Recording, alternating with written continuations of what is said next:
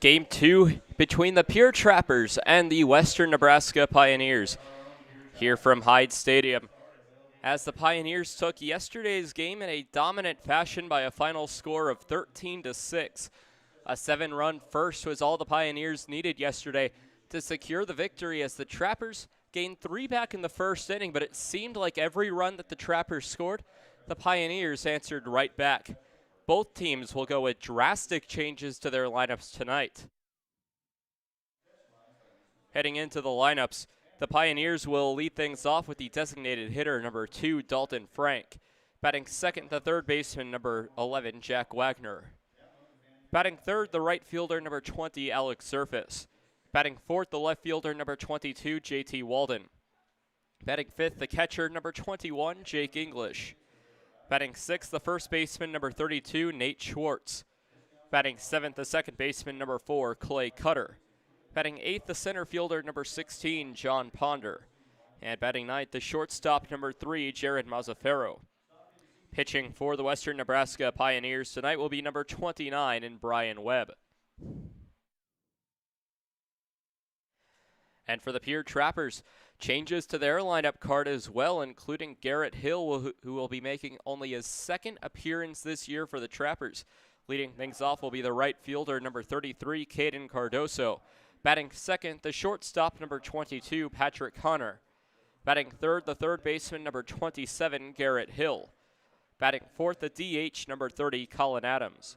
Batting fifth, the first baseman, number 35, Nicholas Strong. Batting sixth, the catcher, number 2, Thomas McKenna. Batting seventh, the second baseman, number 23, Brock Reinhardt. Batting eighth, the left fielder, number 20, Cole Yancey. And batting ninth, the center fielder, number 5, and Andrew Kim. Kim will be making his first appearance in center field for the Trappers. Other than that, it's positions that most players are used to. Strong at first base, McKenna at catcher, Reinhardt at second. He does have some experience there. Same cannot be said for the Pioneers, however. First baseman tonight, Nate Schwartz, said earlier today that this is the first time he'll be playing first base since high school. It'll be interesting to see how Schwartz adjusts to playing a new position at first base tonight for the Pioneers. On the mound tonight for the Pierre Trappers in his first appearance, being signed just a couple days ago out of Georgia Southwestern, number 36, and Brant Sundin. Sundin, the left-handed arm out of Lakeland, Florida, pitched 2 innings for the Canes this year, allowing 7 hits, 5 runs, all of them earned, walking 1 and striking out 1. Did not have the best season during his college year, and will look to improve here in Pierre, South Dakota. College night here from Hyde Stadium, as all 10 players of the starting lineup will be announced with their affiliated college. So Caden Cardoso out of Minot State, Patrick Connor out of Central Missouri, Hill out of North Dakota State, Adams out of Long Island, Strong out of San Joaquin Delta College, McKenna out of Spokane Falls Community College, Reinhardt out of South Dakota State, Cole Yancey out of North Georgia, Kim out of Illinois, and Sunday in a Georgia Southwestern cane. Will not have the support of his lone fielder that he typically plays with in Tyler Skelton. He is on the bench tonight for the Pierre Trappers.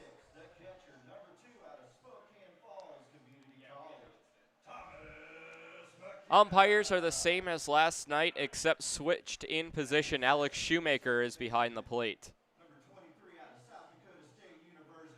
with Matt Beaver being in the field. First time the Trappers saw Beaver was last night. Had a consistent strike zone and did not mess around when it came to threatening players with ejections for fooling around in the dugout on both sides. The Pioneers, after a big offensive performance yesterday, will look to continue to hammer Trappers pitching, as yesterday 4 pitchers were used, all of them allowed 2 runs or more. Torvey, Ruckman, and Lewis all allowed 2, with the starting pitcher Brennan Perez having his worst career outing so far. Did not record an out, allowed 1 hit, allowed 7 runs, 6 of them earned, walking 5. With the college colors adjoining the first baseline, we'll take a quick break for the national anthem and be back here for game number 2 of 2 between the Western Nebraska Pioneers and the Pierre Trappers here from Hyde Stadium on July 8th, 2021.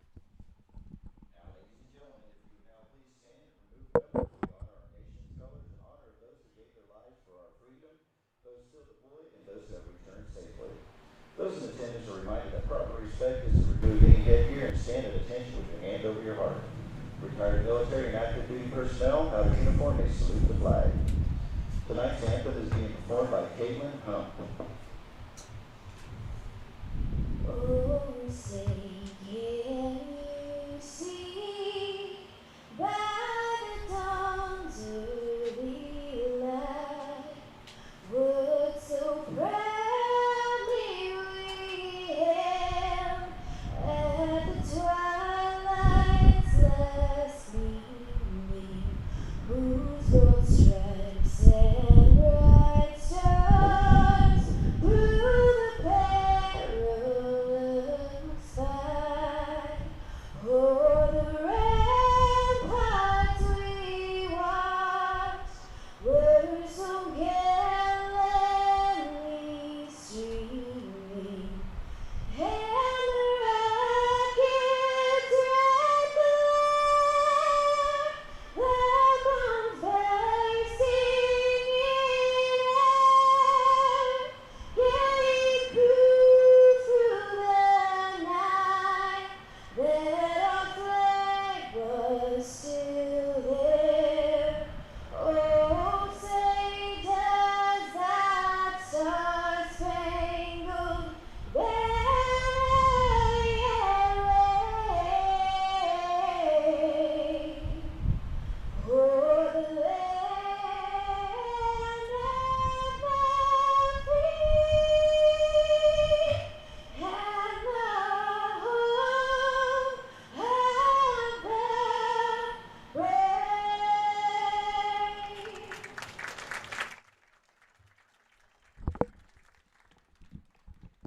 Well, the national anthem has been sung, and that means it's time to play ball here from Hyde Stadium as the Western Nebraska Pioneers take on the Pierre Trappers after the Western Nebraska Pioneers took game 1 of this quick 2-game series yesterday by a final score of 13-6. It was supposed to be a 3-game series, however, it was weather. On the 5th of July, a scheduled day off for both teams that rained down on Hyde Stadium, made field conditions unplayable heading into July 6th, which was the first scheduled game between the two teams. That game will be made up on July 29th as a doubleheader between the Pios and the Trappers. The Trappers will get their first taste of a doubleheader later this week on Saturday, July 10th, a doubleheader with the Hastings Sodbusters after their game in late May was postponed due to cold and rainy weather conditions.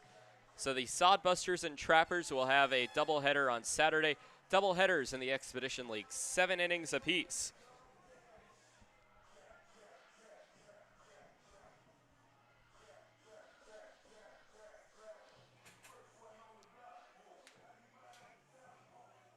So for the Pierre Trappers in the field, they will have Cole Yancey, the left fielder, then Andrew Kim in center.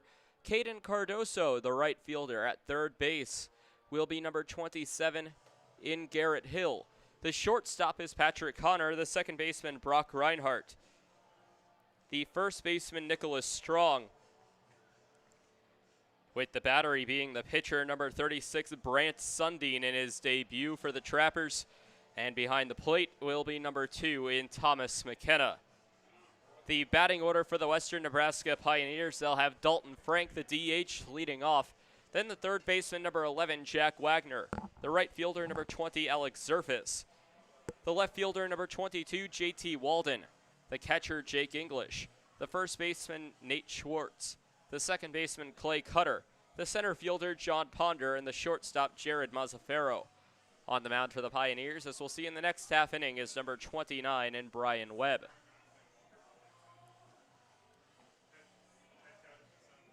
Frank has not played against the Trappers since that early season series all the way back at the end of the month of May. We're here at the beginning of July, and the Trappers are hoping that July is a much more friendly month to them than the month of June was, as they ended up having 2 losing streaks of 10 and 7 games respectively. New season here in the second half of the year. They have started at 1-4, but what a momentum swing it would be if they could get a win over the first half champions of the Clark Division in the Western Nebraska Pioneers. Trappers and Pios split their season series back at the end of May, 1-1.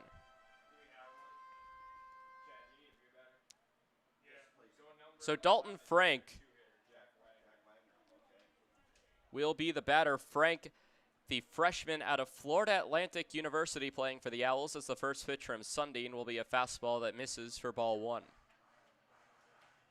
Sundin trying to make a good first impression on the Trappers coaches and the rest of the roster. Taking a look at Frank's performance against the Trappers back at the end of May, as the 1-0 will kick into the dirt. 2 balls and no strikes to begin the ball game from Sundin. Went 3 for 4 on the May 28th game, then an 0 for 5 performance on May 29th. Is a combined 3 for 9 against the Trappers this season. 2-0 goes high, 3 balls, no strikes.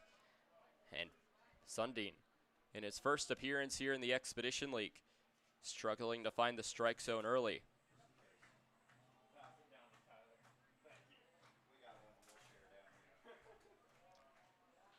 Now here comes the 3-0. That one high and inside, and a 4-pitch walk, the first batter that Sundin faces. Maybe not the best first impression to give to your new team, as a 4-pitch walk to the designated hitter, Dalton Frank. And a bit of deja vu for the Trappers, as the leadoff batter yesterday walked in an eventual 7-run inning. And Jack Wagner, who was initially in, is hurt and has been replaced by number 27 in Cade McGee.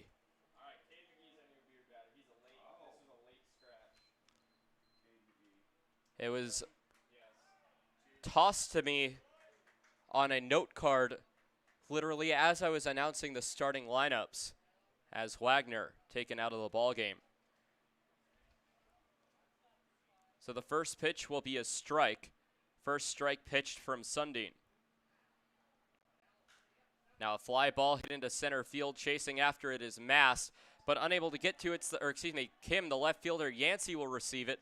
The throw in will be cut off. The throw home at play at the plate will not be in time, and an RBI double for Caden McGee. Did not know that he would be starting today, but a great first impression for him in the starting lineup. He was not supposed to be in 1-0 Pioneers.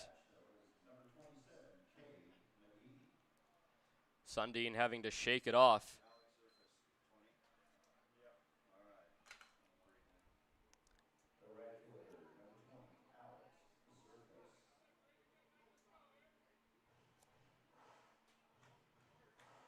So McGee will take over at third base as he laces an RBI double into left center field. 1-0 Pioneers early, and some deja vu from yesterday. Sunday did not have the best year for Georgia Southwestern as the pitch will miss for ball one. Sundin this season pitched in just 2 innings, allowed 5 runs for a 22.50 ERA. The 1-0 swung on and fouled up down the third baseline will even the count to 1 ball and 1 strike. Pioneers in red socks, gray pants, a red belt with red uniforms, white numbers, a Pioneers word mark across the front decorated in the stars and stripes and American flag pattern. Black caps with a white W and a red N with red brims for the Pios. The 1-1 will be swung on and another foul ball off a Sundin, 1 ball, 2 strikes.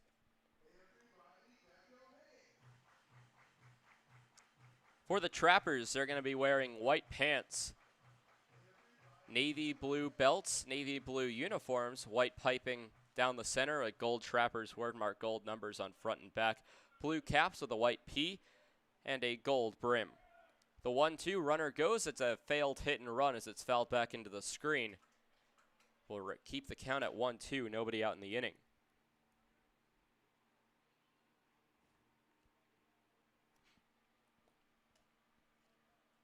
So for Western Nebraska, Jack Wagner, the Kansas Jayhawk who went 0 for 4 yesterday, out of the ballgame after being diagnosed with an unknown injury and has been replaced by Cade McGee, who went 2 for 6 yesterday.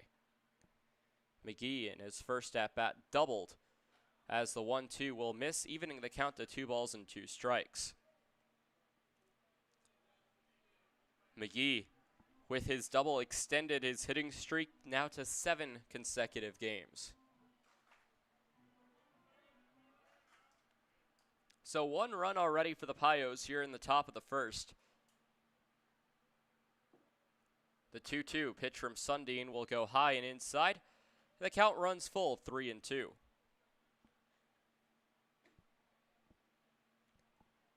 Runner at second base is Cade McGee for Alex Zerfus. Zerfus did launch a home run yesterday. The the player for the Gonzaga Bulldogs. Payoff pitch will be fouled back and we'll do it once more.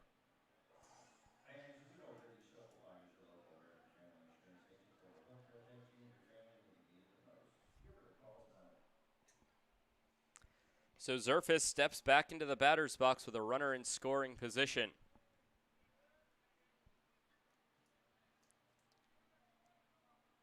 Full count. Sundin a check over at second base.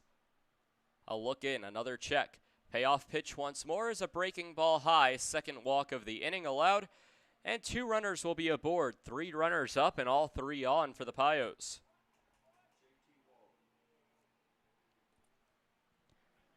Nobody out. Runners at first and second for the Pioneers as it brings up JT Walden.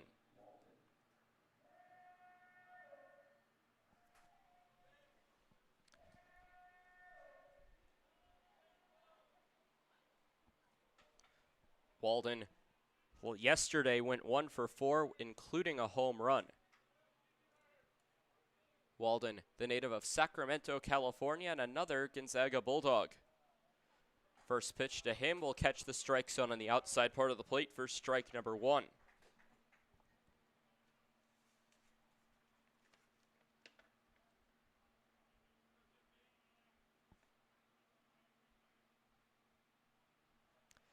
So now an 0-1 count, 2 runners aboard.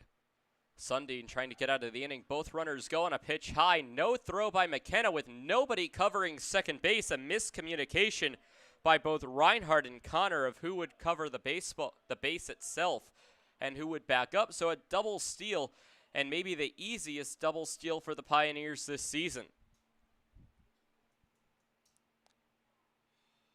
Sloppy baseball here in the first by the Pierre Trappers. As the 1-1 will go high for ball 2.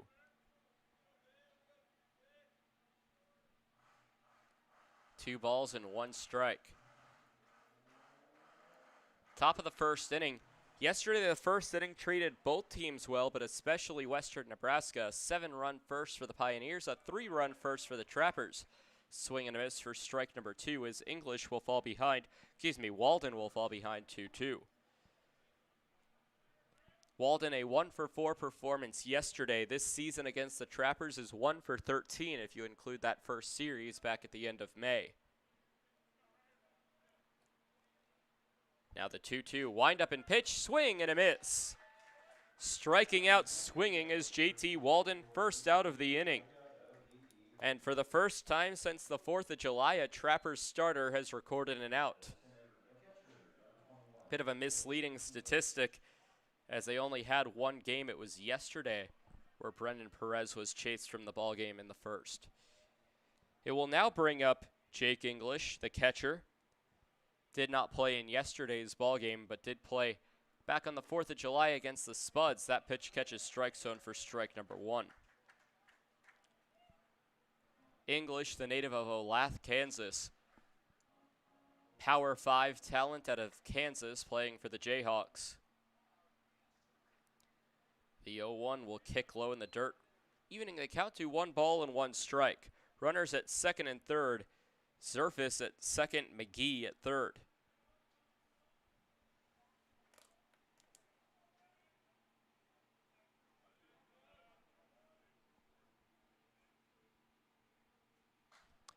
Now a swing and a fly ball, right field. That one's hooking foul and well foul. 1 ball, 2 strikes, 1 away, 1-0 Pioneers here in the top of the first.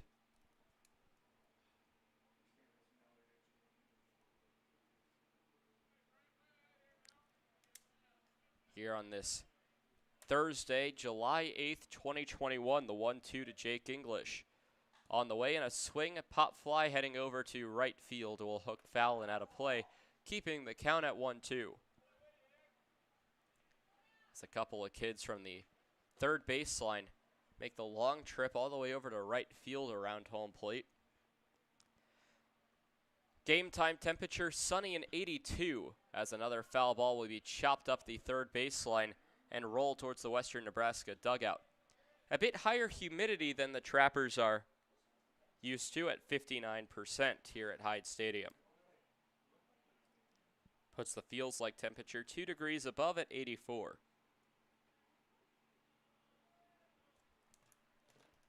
So now a 1-2. Sundin winds up and deals on a pitch high and inside. We'll even the count to 2 balls and 2 strikes. And you have to wonder if Sundin is able to have enough stamina, as he only pitched 2 innings total for the Canes this season. 2-2 will miss low, and the count will run full. 3 balls and 2 strikes.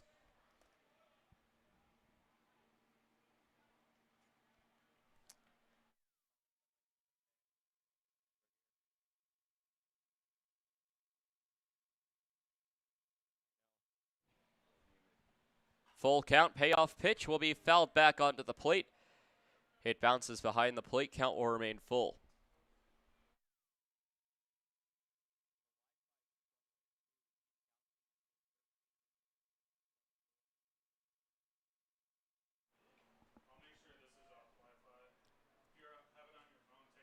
Payoff pitch once more, line drive center field, that's a base hit.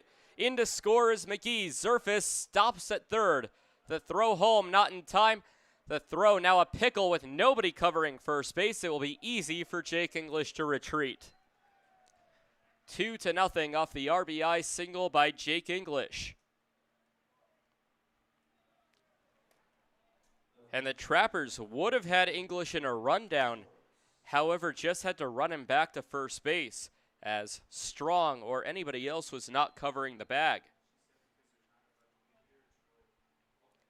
So advancing over to third base is Alex Zerfis with McGee coming in to score. It's now 2-0 Western Nebraska over Pierre. And the Trappers will desperately try to avoid their fate from yesterday when they allowed 7 runs in the first, 2 already across for the Pioneers.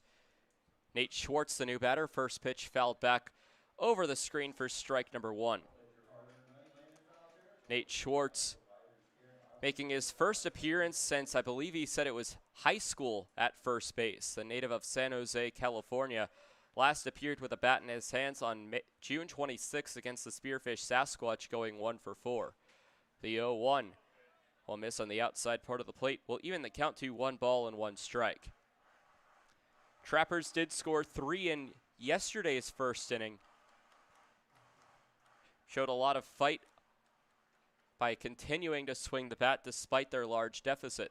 1-1, runner will take off for second base. The throw down is going to be not in time. The throw down will allow Alex Zerfus to come in to score easily. The second double steal of the inning for the Pioneers, and it's 3-0. McKenna often faking a throw over to second base, but with 1 away in the inning, it was easy for Zerfus to break for home as soon as McKenna let go of the ball, as it's 3-0 now with a 2-1 count on the batter. Nate Schwartz, the first baseman, now dealing with a runner at second base as the pitch will miss. 3 balls and 1 strike. So Zerfus steals home with English stealing second, runner in scoring position.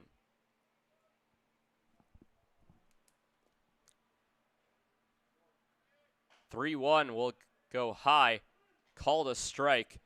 3 balls and 2 strikes, and we'll have a payoff pitch one more time. The only out recorded this inning was a strikeout on JT Walden.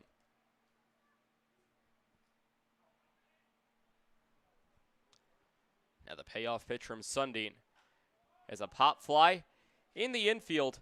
Heading underneath it is Reinhardt. Reinhardt will take a few steps backwards, reaching up to make the catch. So out number 2 of the inning on the pop out to Reinhardt will bring up Clay Cutter. Cutter last appeared on the 4th of July for the Pioneers, going 1 for 5 with a strikeout. Got the day off yesterday. He bats .283 around the midway point of the season.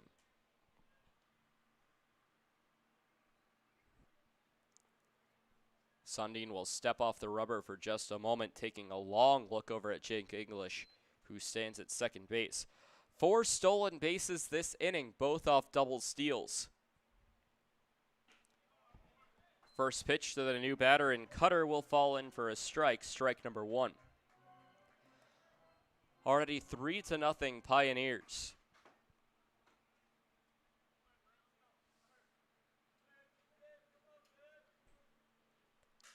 Broken bat as a line drive, or a pop fly, will head straight to the glove of Patrick Connor.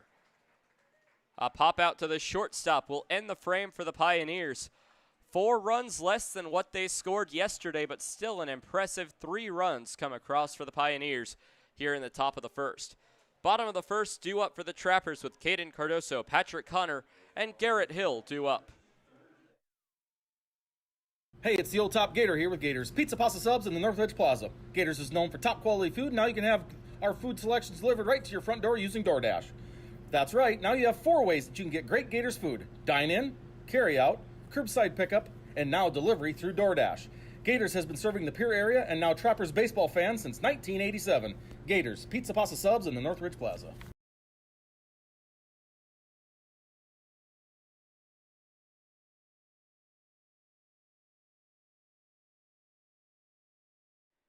Dan-O's Marine is a proud partner of Pierre Trappers Baseball. Located at 320 St. Charles Street, Dan-O's provides service on your boat to get you back out on the water in the dog days of summer. Give them a call at 605-224-6612. That's Dan-O's Marine at 605-224-6612. Any water, any problem, Dan-O's Marine.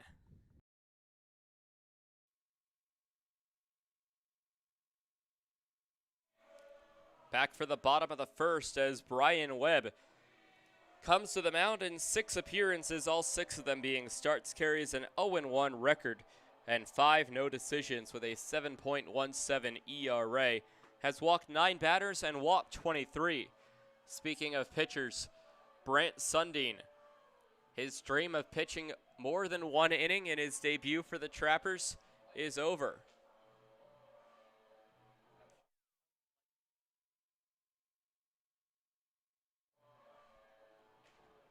As he pitched more than 35 pitches in that opening inning, Expedition League rules state that if a pitcher throws more than 35 pitches in a given inning, he must be relieved for at the start of the next inning.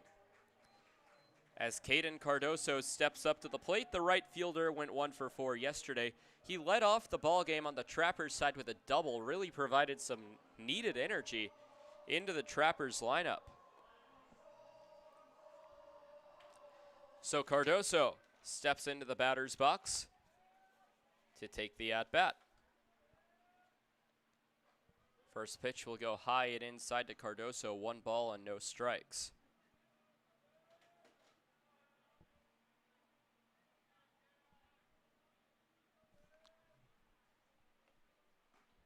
Now the pitch inside. It will be called a strike, evens the count to 1-1.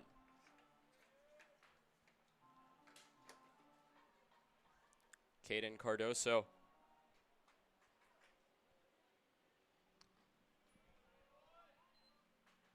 As another pitch will miss, 2 balls and 1 strike now to the right fielder. Caden Cardoso batting .217 on the season. Is one of the Trappers' more power-heavy hitters, hitting 3 home runs so far this season. A 2-1, big swing and a miss on a bad pitch in the dirt. 2 balls, 2 strikes.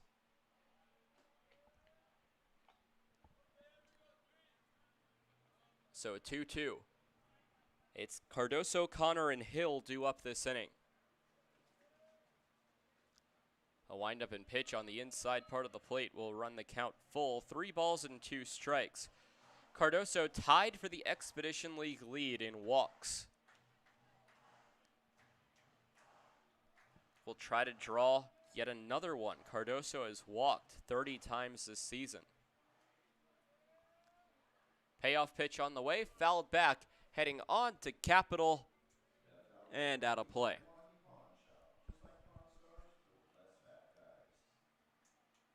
Taking a look at the Expedition League leaders for batters in walks they've taken. Tied at the top with 4 others. Cade McGee of the Pioneers, Caden Schwabe of the Saberdogs has a pop fly in the infield. Underneath it is Mazzaferro. Mazzaferro will reach up and make the catch for out number 1. So 1 away for the Trappers here as Cardoso pops out.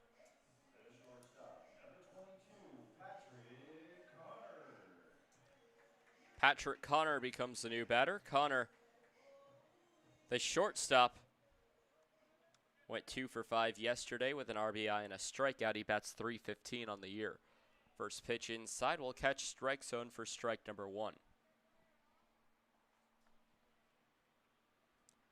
So now an 0-1.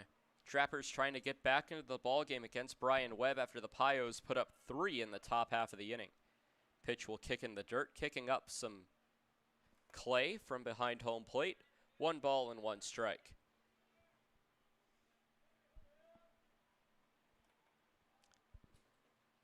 Now the 1-1 from Webb. Another pop fly. This one heading into foul territory. Unable to get there as it ricochets off a wall is Schwartz. So the count will run to 1-2.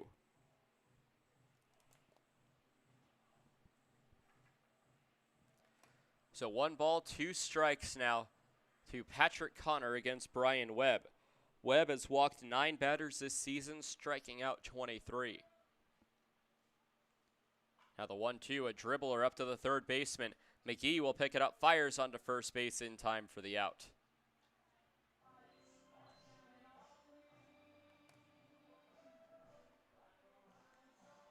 So a 5-3 ground out will be out number 2 of the inning as it brings up Garrett Hill in just his 2nd game appearing for the Pierre Trappers.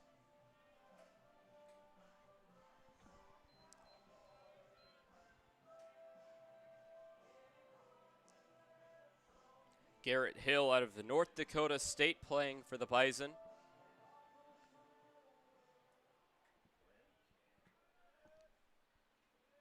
As the windup and pitch will go on the outside part of the plate, called a strike for strike number 1 of the at-bat.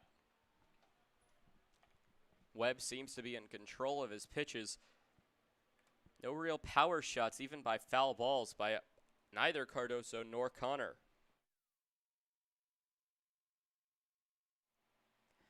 Foul ball back into the screen will run the count to no balls and 2 strikes. Pioneers will end their road trip tomorrow as they return home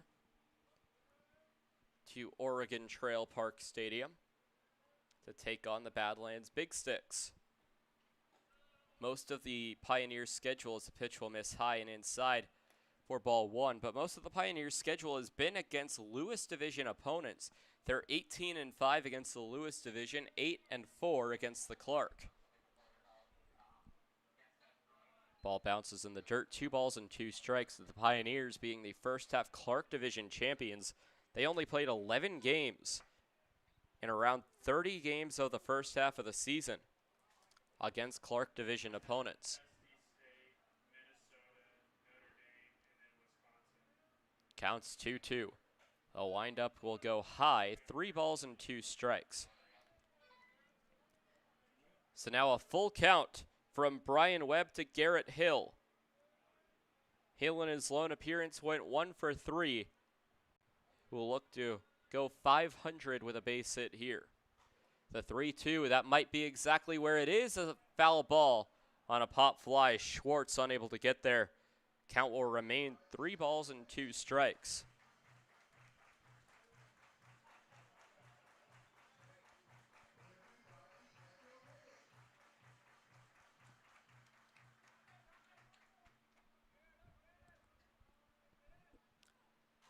The 3-2, that one's looped almost same spot, maybe goes a little bit further, and we'll do the payoff pitch once more.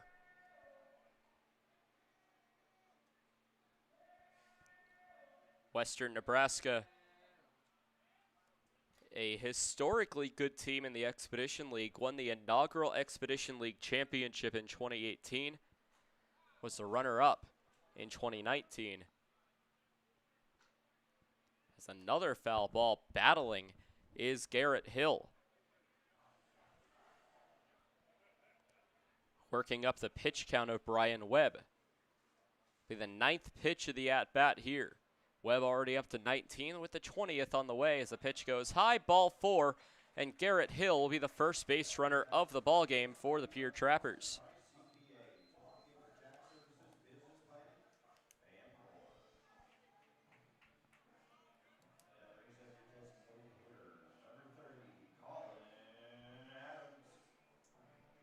Colin Adams becomes the new batter. The DH went 2 for 5 yesterday with a double RBI and 2 strikeouts. He bats .294 on the season and is one of 2 active players on the Pierre Trappers roster to head to Casper, Wyoming on July 20th for the Expedition League All-Star Game.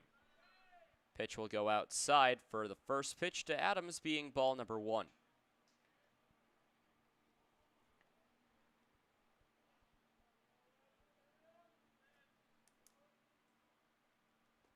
So now the 1-0 fouled back into the screen will put the count even to 1 ball and 1 strike. Here on college night, honoring some of the colleges and universities that these players attend.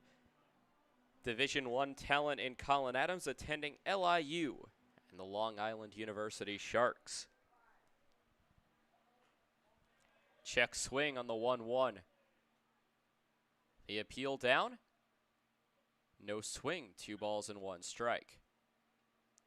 The catcher English pointed to the field umpire Matt Beaver. Beaver did not acknowledge him until his partner Alex Shoemaker went to Beaver. 2-1 will go low, and now all of a sudden, after allowing a walk, his 10th walk of the season, Brian Webb struggling to find the zone.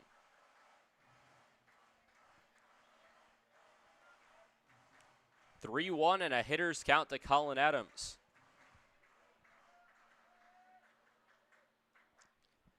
(3-1) on the way. That one goes low, and back-to-back walks surrendered by the Pios. 2 runners aboard for the Trappers and the makings of a 2-out rally.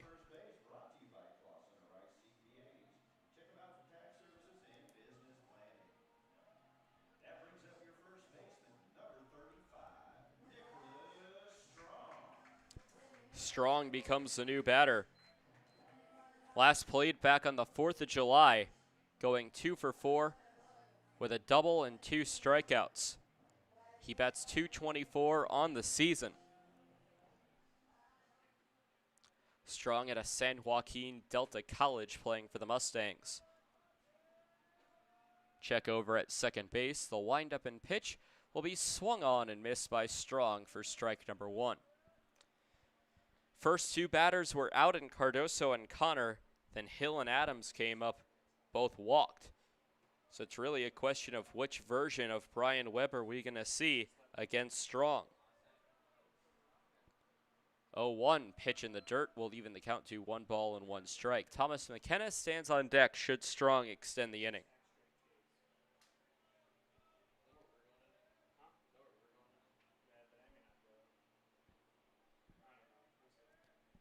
So now a 1-1. Runners at first and second. Check over at second base by Webb. The 1-1 delivery will miss. 2 balls and 1 strike. Webb seemingly a little frustrated receiving that baseball as he turned around quickly. Receiving the ball back. Will lean in towards the plate and a 2-1 count to Strong with 2 away in the inning. The 2-1 pop fly heading into left field. That one's deep but won't leave the yard, as reaching up at that one is JT Walden for the fly out to left. So the Trappers get 2 runners aboard, but we'll have to leave them there. End of the first inning, it's Western Nebraska 3 and the Trappers nothing. Ponder, Mazzaferro, and Frank due up when we come back.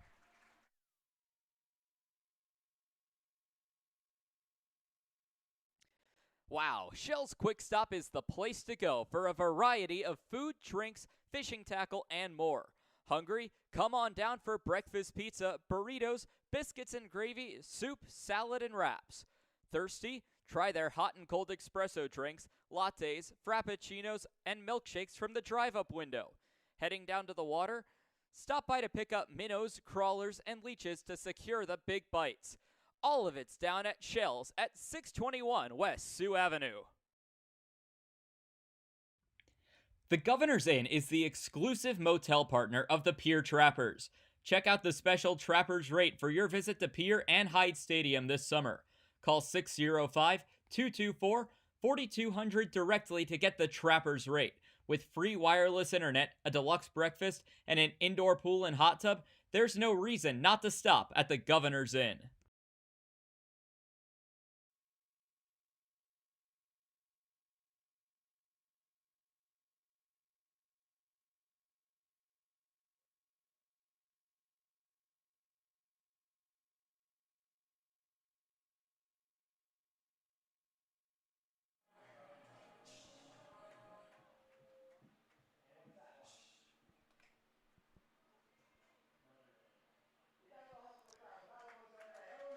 Back for the top of the second inning, the Pios have already taken a pretty large lead over the Trappers in terms of the first inning, 3-0 Pioneers.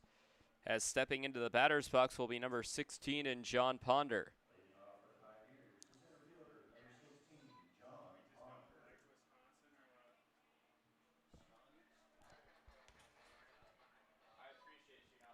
So now, an 0-0 count to the new batter in Ponder. And I have to apologize as I said that it was the night for Brant Sundin. Pitch count was wrong as he returns for his second inning of work. Pitch will miss for ball number 1. Well, Sundin did pitch over 35. He pitched 36 that inning. However, remains on the mound. Foul ball heading back towards us, hitting off the window. As Nolan Summerfield, the road first base coach up here in the press box, unable to make the play even after being pumped up between innings with the Minnesota fight song. Nolan, a student at the University of Minnesota. 1-1 fouled back as the count will go to 1 ball and 2 strikes to Ponder, the center fielder. Ponder, the Georgia State Panther out of Lawrenceville, Georgia. So now the 1-2 inside, ducking out of the way, or moving his hips out of the way, I should say, is John Ponder. 2 balls, 2 strikes.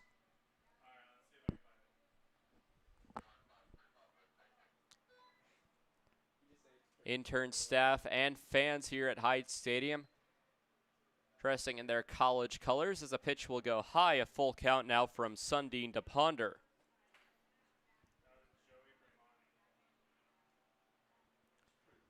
Two members of the Trappers intern staff as a big swing and a miss for strike number 3. Second strikeout of the ball game for Brant Sundin as Ponder goes down swinging.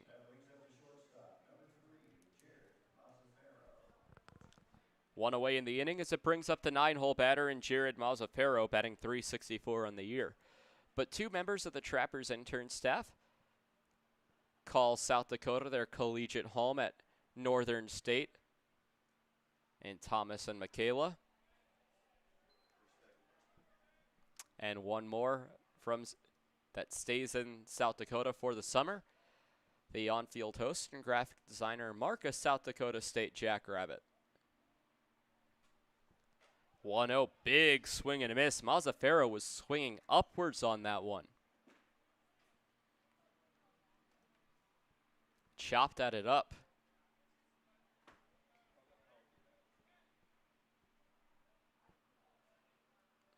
Now a 1-1, Sundin. Half swing, but he did go around strike number 2.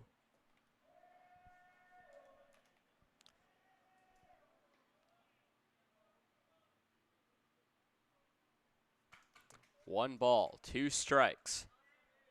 Sundin looks in at Mazzaferro. The deal high, 2 balls and 2 strikes.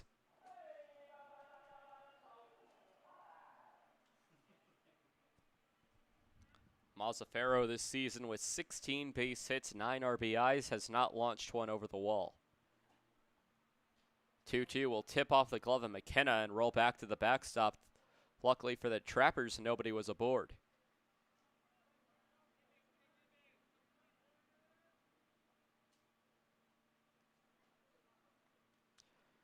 So now a full count to Mazzaferro.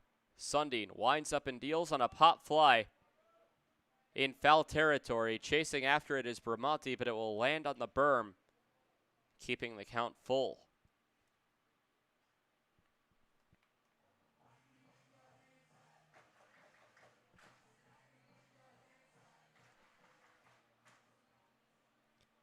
Full count to Mazzaferro, 1 away in the inning.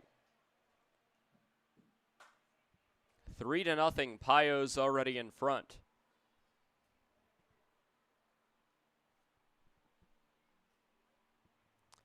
And the payoff pitch once more from Sundin is popped up foul over our heads. Was waiting for the clang off the roof of the press box that never came. Count remains full, 3-2.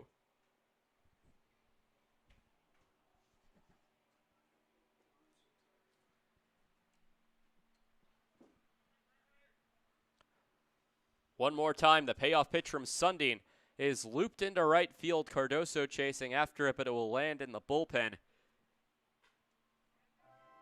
Or an arm warming up. It looks like Jacob Newman in the pen. 1 day removed from the Trappers giving out uniforms with the number 21 adjourned on them, of course, for 2021, but didn't stop the team from joking around as a fly ball hit through the gap between short and second for a base hit with 1 out by Jared Mazzaferro. So a base hit with 1 out as the top of the order will come back up in Dalton Frank. Third base hit of the ball game for the Pioneers. Trappers still waiting for their first.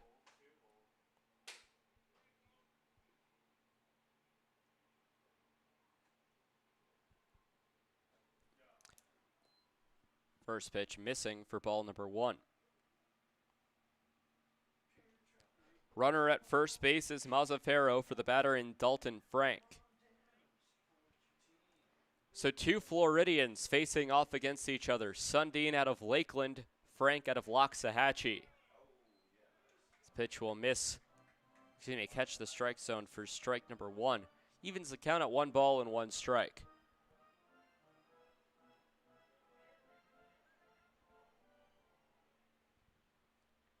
Frank won round 1 by drawing a 4-pitch walk. Pickoff attempt on the runner going. And nobody covering the bag as some jeers from the home supporters. A stolen base. It was a perfect pickoff attempt, and I don't know what happened that both Reinhardt and Connor, seeing the runner coming, did not go to the bag.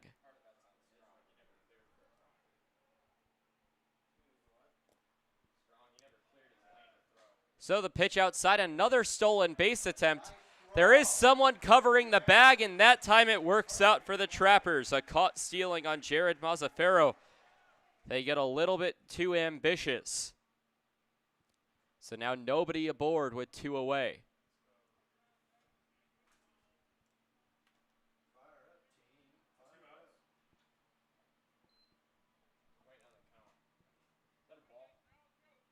So now the count will go 1 pitch more and a pitch outside.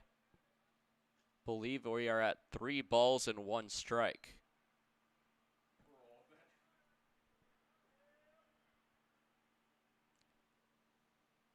So Sundin climbs the hill. Nobody aboard and just an out away from getting out of this inning. It would be a scoreless inning. The 3-1, big swing and a miss for strike number 2. Count will go full.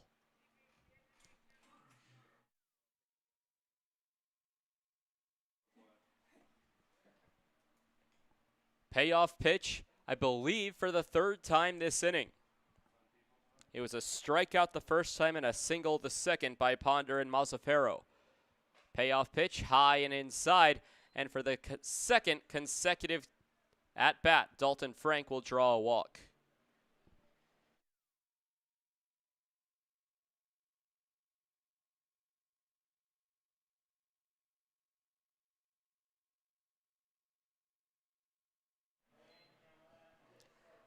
So with the walk, it's the 3rd walk surrendered by Sundin today, and the 2nd to Dalton Frank.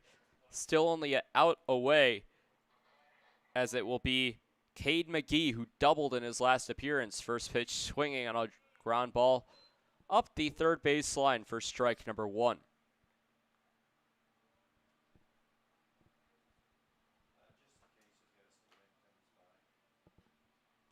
So now an 0-1. Cade McGee in the batter's box with the bases empty and 2 away here in the top of the 2nd. Pitch from Sundin outside will even the count at 1 ball and 1 strike.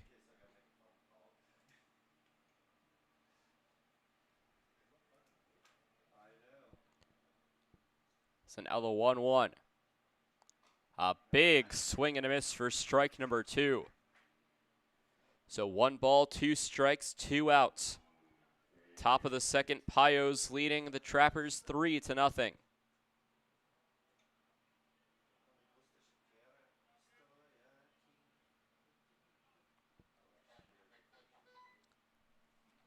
One, two. Another throw down to second base. This time, Dalton Frank will be caught stealing. 2 batters caught stealing in the inning, as Frank this time's caught stealing second. And the middle infield for the Trappers has figured it out, as that will end the top of the 2nd inning, with McKenna, Reinhardt, and Yancey due up for the Trappers in the bottom half of the frame. We'll be back for the bottom of the 2nd when we come back.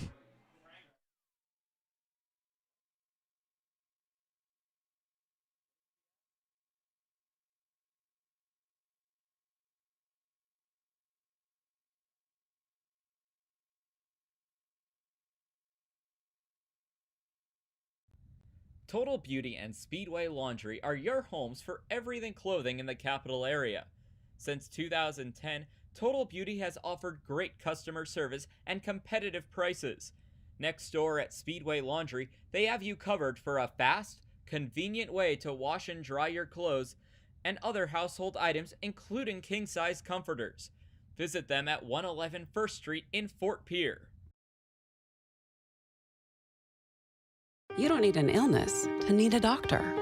You don't need to feel sick to feel better. You don't need to be unwell to get well. What you do need is a primary care provider at Sanford Health. Better healthcare starts with regular wellness visits and a familiar face who knows you, your concerns, and your goals. We're here before you need us. We're here when you need us. We're here after you need us. We're here for you. Find your primary care provider at sanfordhealth.org today.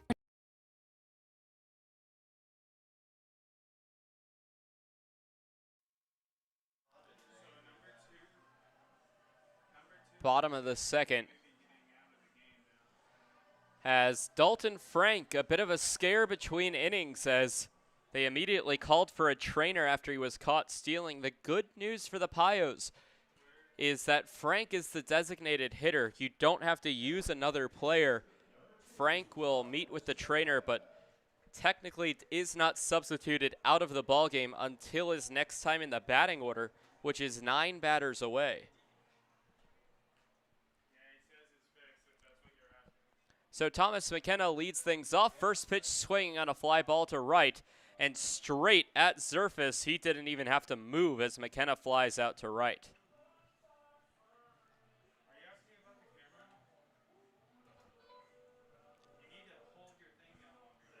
So a fly out to right field will lead things off as it brings up the second baseman, Brock Reinhardt.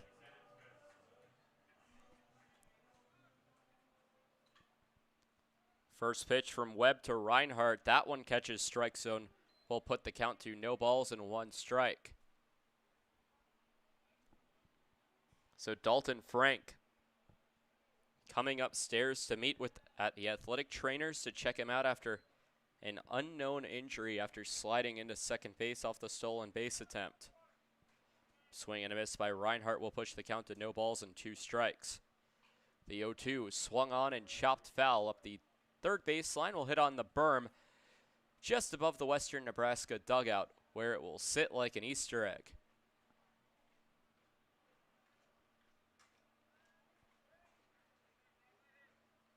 An 0-2. Webb deals to Reinhardt on a pitch high. Reinhardt moving his cheeks out of the way will run the count to 1 ball and 2 strikes.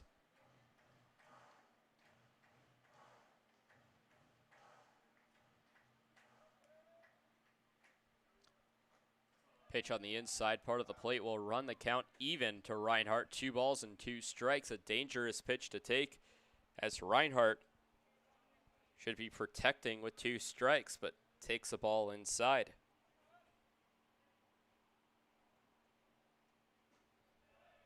And that one, meanwhile, will be called strike number 3. First strikeout of the ball game for Brian Webb, and it's looking against Brock Reinhardt. Reinhardt's had a few days off and will head back to the dugout after striking out looking against Brian Webb.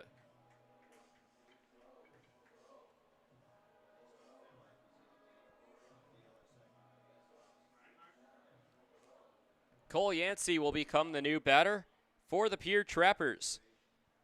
Yancey last appeared on July 3rd as first pitch swinging and fouled back into the screen for strike number 1. He went 0 for 2 with 2 strikeouts. He bats .222 on the season.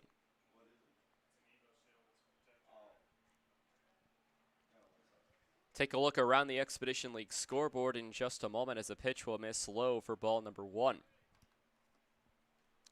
2 other games in action, all of them shutouts. The Fremont Moo leading the Hastings Sodbusters 7-0, top of the 4th from Duncan Field in Hastings. Pitch misses for ball 2 to Cole Yancey. Hastings will look to come off the now 2 back-to-back blowout losses if that score holds to Fremont to head to Pierre tomorrow. Line drive down the left field line. That will roll almost all the way to the wall. It will roll to the wall. Walden picks it up as pulling into second with a stand-up double is Cole Yancey with 2 away in the inning. But it will be up to Andrew Kim to bring him home.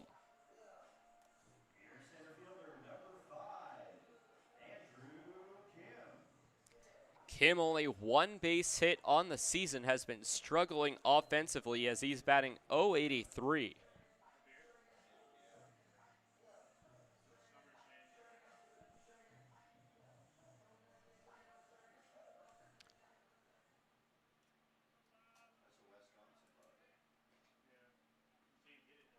So Kim, with only one base hit this season, will look for his most crucial base hit of the season so far to drive in at least one run to let the Trappers start chipping away at the Pioneers.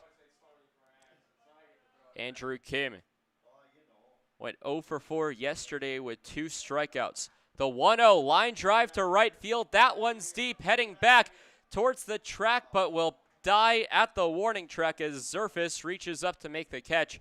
A pair of flyouts to right. This inning, both McKenna and Kim flying out to right field. A double by Cole Yancey will go by the wayside as they'll be stranded at second base. Top of the third coming up, it's the 2-3-4, the Pioneers batting order in McGee, Zerfis, and Walden when we come back.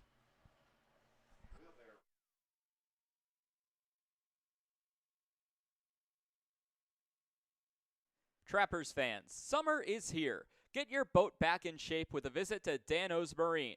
Dano's Marine will get you back out on the water this summer with excellent service and years of experience. Give them a call at 605-224-6612 or visit them at 320 St. Charles Street in Pierre. Any water, any problem, Dano's Marine.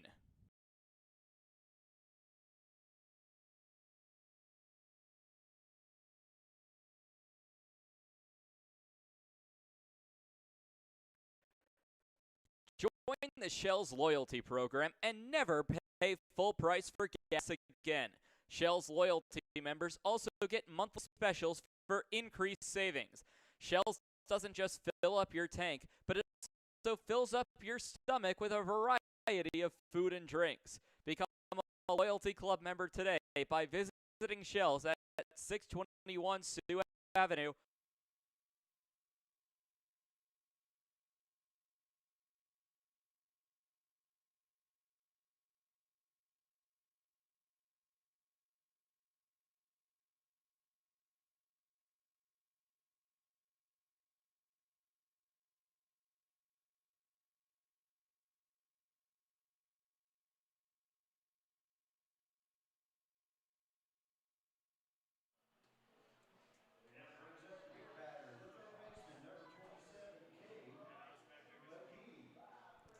Back for the top of the third, Cade McGee will lead things off after doubling in his last at-bat.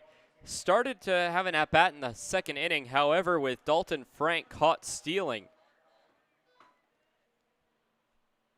He left his at-bat there and will face a new count here in the top of the third. First pitch will miss high for ball number 1.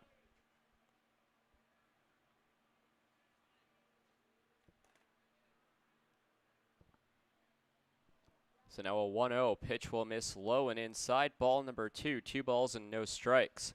Sundin returning for his third inning of work. He's allowed a base runner in both innings so far, including a base hit. Has actually allowed 2 base runners in both innings, one via a walk and one via a base hit in both. Fly ball to deep right field. Chasing back is Cardoso. Will put 1 foot on the warning track, backing up there to make the catch. The fly out to right leads things off here in the top of the third.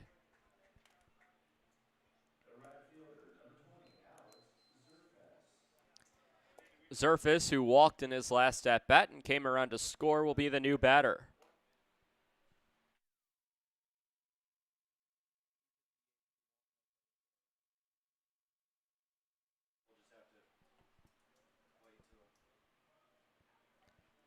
So now a new batter in Alex Zerfis. The first pitch from Sundin, who walked him last time, will catch the low part of the strike zone for strike number 1.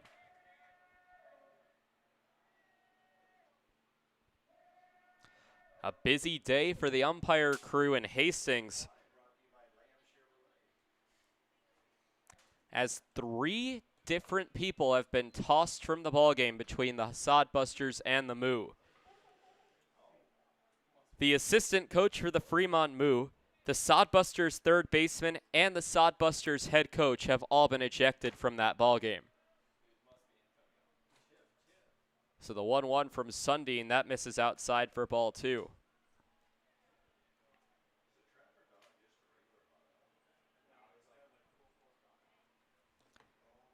So now a 2-1 to Alex Zerfus, who hit his first home run of the season in yesterday's contest.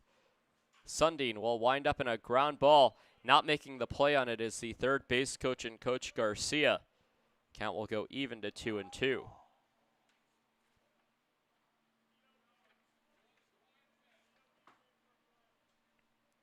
Antonio Garcia, the head coach of the Western Nebraska Pioneers.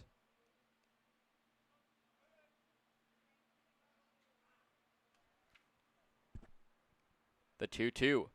Chopped foul, heading back towards the Pioneers dugout, where it will be received by the on-deck batter in JT Walden.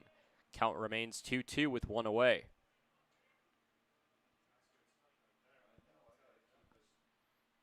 So 2 balls, 2 strikes, 1 out here in the top of the third inning. Pitch inside, and it seems like Brant Sundin has a knack for running full counts. This may be the 6th or 7th full count we've seen tonight to a Pioneer batter. Payoff pitch, line drive down the left field line. That one will roll to the wall. Yancey giving chase. Rounding first and heading for second is Zerfus. Yancey will toss it in to Patrick Connor, and a stand-up 1-out double for the Pioneers, and Zerfus his first base hit of the ball game.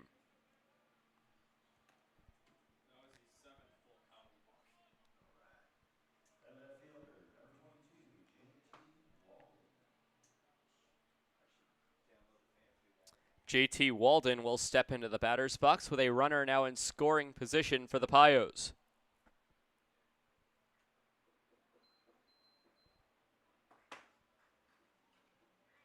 Sundin. Half his foot on the rubber. He kicks and fires. The first pitch will catch strike zone for strike number 1.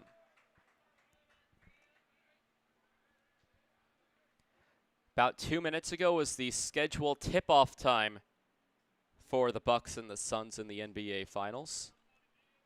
As yesterday, a champion was crowned in the NHL with the Lightning taking home the Stanley Cup. 0-1 catches the zone for strike number 2. Brant Sundin, the pitcher for the Pierre Trappers, out of Georgia Southwestern, the same school that Nick McCullum and Tyler Skelton play for.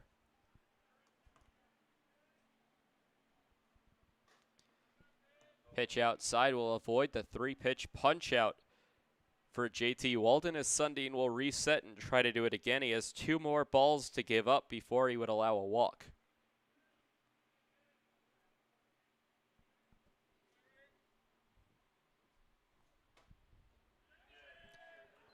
Now the 1-2 misses again.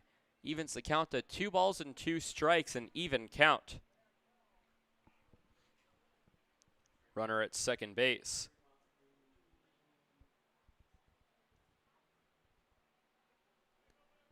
So now the 2-2 with 1 away. The third baseman in Hill playing off of third base. May see Zerfus take off as a foul ball back into the crowd will bounce back straight in front of the camera. I don't know if those of you watching saw the flash go across the left side of the screen. As there we go, the cameraman gives a souvenir to a little girl. Heartwarming. You're so cold. 2-2, runner at second base. The pitch from Sundin, a ground ball. Sundin can't get to it, as it will be picked up by Reinhardt, fired onto first. An enthusiastic strike call from the field umpire, Matt Beaver, as advancing over to third is Alex Zerfus. So a 4-3 ground out will go for out number 2 of the inning.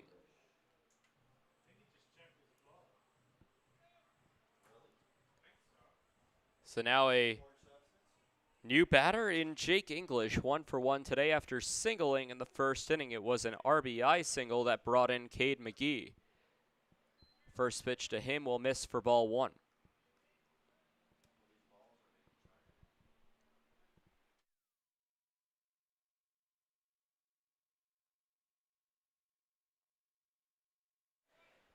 Pitch will miss from Sundin and a quick 2-0 count to English.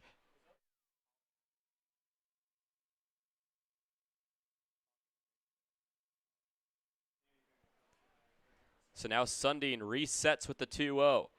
Winds up and deals in a line drive. That should score a run. It drops right in front of Cole Yancey, bringing home Alex Surface. And an RBI single with 2 away in the inning by Jake English, his second RBI single of the night. It's now 4-0 Pioneers, and their first run comes across since that first inning.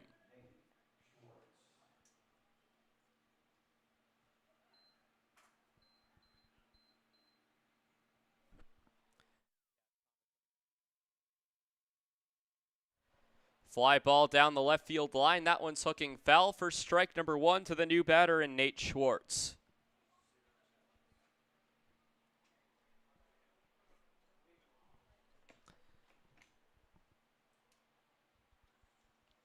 An 0-1 after the English RBI single. He's 2 for 2 today. It brought in Alex Zerfas.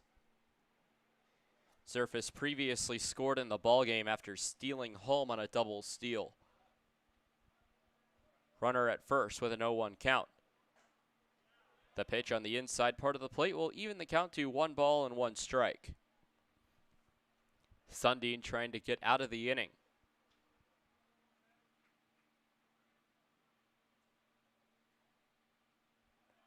So 1-1 pickoff attempt back to first base. Sliding in safely is Jake English.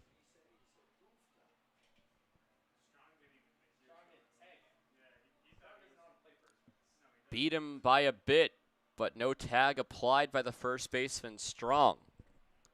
We'll keep the count at 1-1 and 2 away. Trappers still trying to get out of the inning.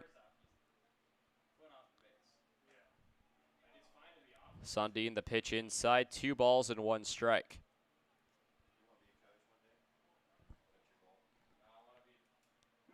So a 2-1, 4-0 in favor of the Pioneers. We're here in the top of the third. Pitch from Sundin, that one catches strike zone inside. Count will go even to 2 balls and 2 strikes.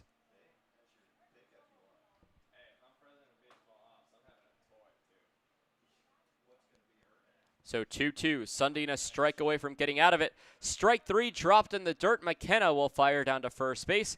Strong steps on first in time for the out. So strikeout number 3 for Brant Sundin.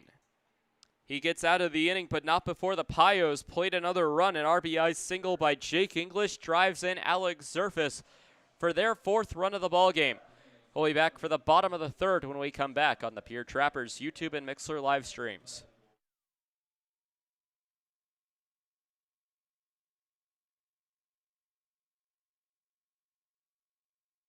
In times like these, it's good to know there's a place where people know who you are, no matter how long you've been gone. A place where the smells of home cooking are still in the air, where a simple wave warms your heart, and sharing stories with family, friends, and your community is just a way of life. Yes, in times like these, it's good to be home. Union Insurance, protectant in life. Hey, it's the old top Gator here with Gators Pizza Pasta Subs in the Northridge Plaza. Gators is known for top quality food. Now you can have our food selections delivered right to your front door using DoorDash. That's right, now you have 4 ways that you can get great Gators food: dine in, carry out, curbside pickup, and now delivery through DoorDash. Gators has been serving the Pierre area and now Trappers baseball fans since 1987. Gators Pizza Pasta Subs in the Northridge Plaza.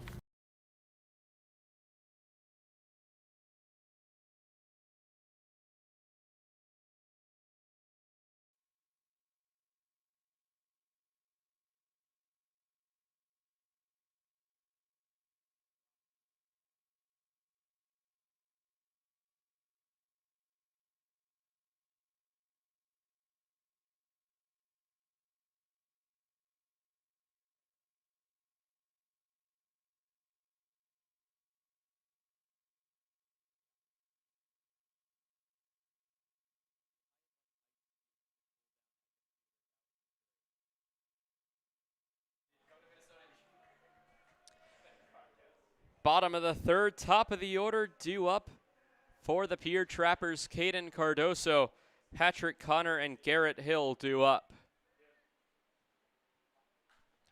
First pitch, swinging a line drive to right field. That drops for a base hit. And a leadoff single for Caden Cardoso.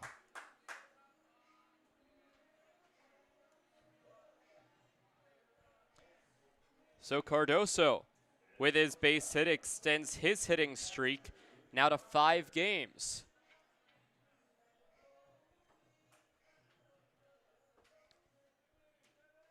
It will bring up Patrick Connor, who grounded out in his last at-bat. First pitch will catch the strike zone against Connor for strike number 1.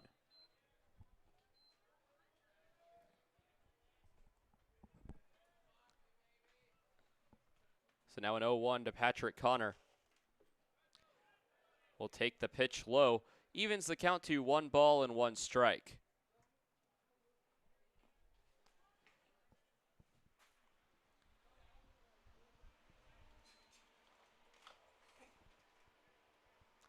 So Connor trying to drive at least Caden Cardoso 90 more feet. As a pitch will catch the strike zone, putting the count to 1 ball and 2 strikes.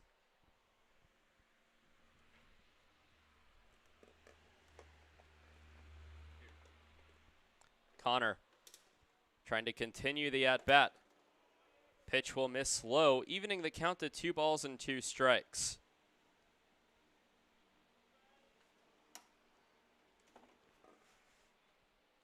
So Cardoso takes a lead off of first base.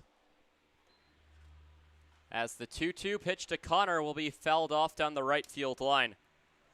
We'll keep the count at 2 balls and 2 strikes.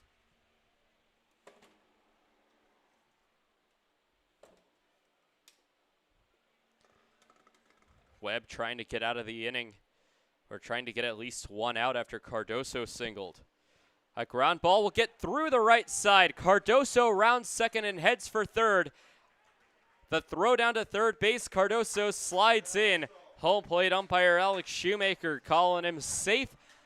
And a base hit for Patrick Connor will drive Cardoso not 90 but 180 feet. Runners at the corners with nobody out, and a big opportunity now for the Trappers.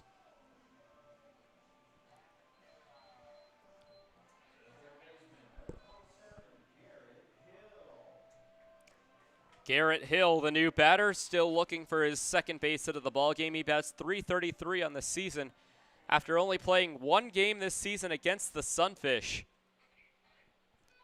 Went 1 for 3. So seeing a new opponent for the first time in this series, as the pitch will be called a strike, no balls and 1 strike.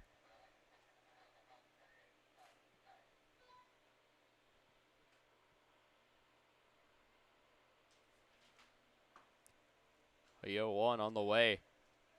He'll hit the strike zone, and now a no ball 2 strike count to Garrett Hill.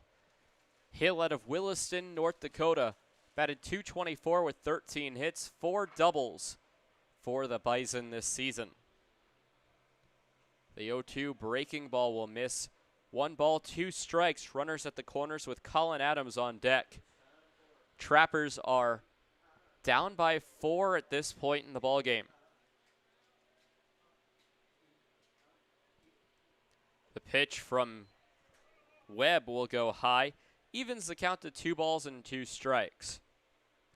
Bottom of the third, Trappers looking for their first run of the ballgame.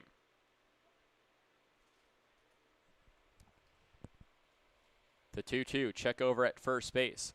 The pitch and a line drive to right field. That will be a fair ball. In to score is Cardoso. Connor will get to third base.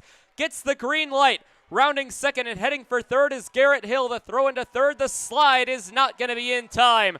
A 2 RBI triple for Garrett Hill. A big play as it cuts the deficit in half from 4 to 2. It was a blooper down the right field line that could have gone either way. Luckily for the Trappers, that was a fair ball. A huge play as the Trappers still have a runner 90 feet away for Colin Adams. and the home run leader for the Trappers. And a long ball here by the LIU Shark would tie the ball game up. Webb winds up and deals high and inside to the Pierre Trappers All-Star.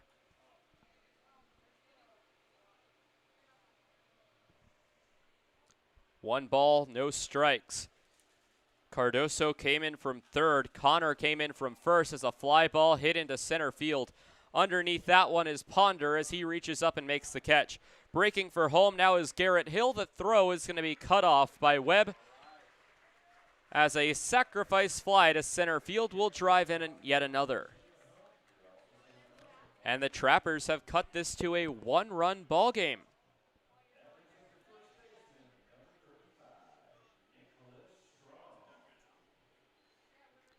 So Connor and Cardoso coming in off the three-hole batter Hill. Hill coming in one batter later off a sacrifice fly by Adams. New batter in Strong. Pretty much a new inning. Nobody on, nobody out. Excuse me, one out with the sacrifice fly. As a ground ball will be laced up the third baseline for strike number one.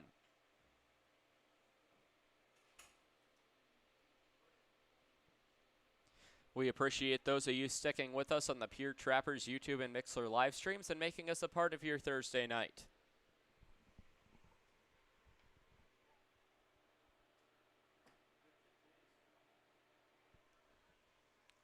Strong readjusts his batting helmet, stepping out of the batter's box.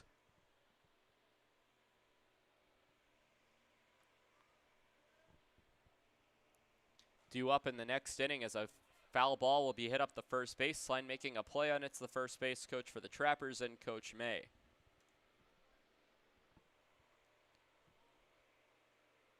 Now an 0-2 to Strong. Strong flew out to left field in his previous at-bat.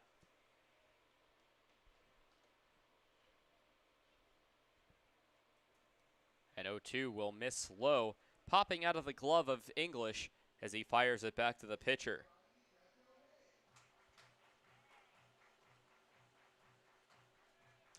Attendance less than last night by nearly half, 301 spectators to watch this game between the Pios and the Trappers. Ground ball up the middle, that will get through for a base hit.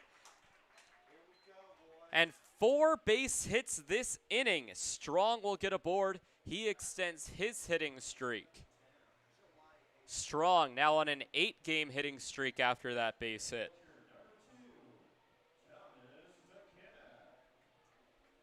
It'll bring up Thomas McKenna. Trappers down by 1 in the tying run at first base. What an inning for Pierre, responding after the Pios put up a 1 spot in the top half of this frame.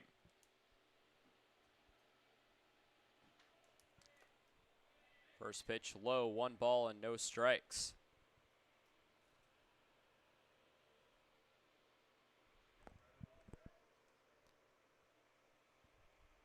McKenna got to catch bullpens this winter for Wyatt Mills, a Spokane native sharing hometowns. As a bunt up the middle, nobody covering first base and an infield base hit. That's 5 base hits this inning for the Pierre Trappers. It was a bunt fielded by the first baseman Schwartz. Cutter wasn't covering first base, and it allowed McKenna to take the bunt single.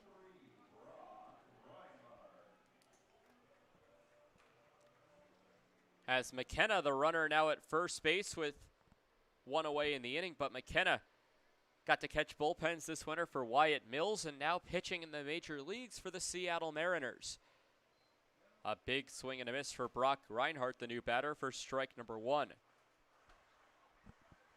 Reinhardt, the native of Woodbury, Minnesota. Same hometown as Hall of Fame NFL kicker Chip Lohmiller and current NFL wide receiver Adam Thielen. Big swing and a miss for strike number 2. Reinhardt swinging at 2 pitches low.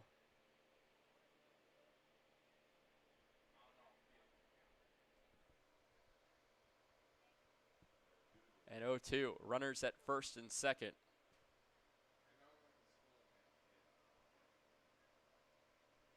A wind up and pitch, the 0-2, big swing and a miss. 3 pitches all looked the same, and Reinhardt swung over every single one of them. A 3-pitch strikeout. It'll be strikeout number 2 of the ball game. Both came on Reinhardt.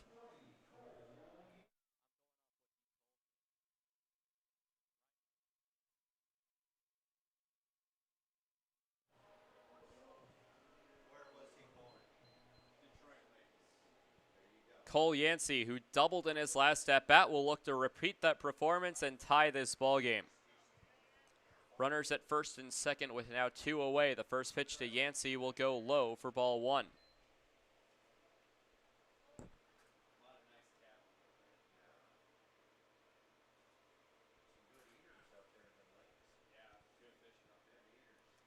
Cole Yancey, the native of Monroe, Georgia, neighbor to Athens, Georgia, for the University of Georgia and the Bulldogs. Yancey electing to play college ball at North Georgia for the Nighthawks.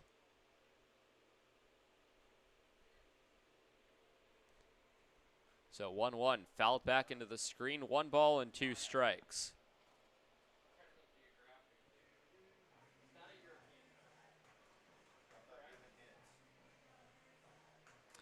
Previously played in the Sun Belt Baseball League, where he won the league championship in 2019. So 1-2, runners at first and second for the Trappers. Pitch will go low in the dirt, blocked by English, keeping the runners where they are. Count will run to 2-2. McKenna at first, Strong at second base.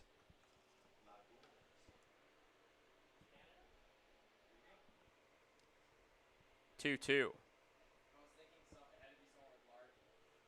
Look into Yancey. A big swing and a miss, and 2 strikeouts this inning. Back-to-back punch-outs in the frame for the Pierre Trappers. They get 3 runs, however, off back-to-back leadoff hits by Cardoso and Connor. A 2 RBI triple by Garrett Hill and a sacrifice fly by Colin Adams. Drive in the runs. We're through 3 complete. It's the Western Nebraska Pioneers 4. And the Pierre Trappers 3 will be back for the top of the 4th when Cutter, Ponder, and Mazzaferro are 2 up.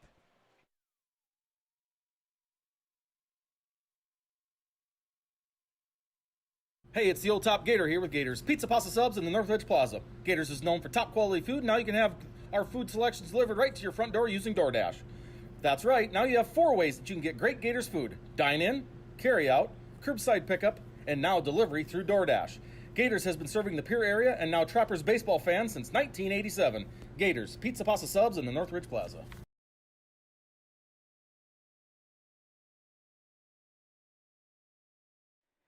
Dano's Marine is a proud partner of Pierre Trappers Baseball.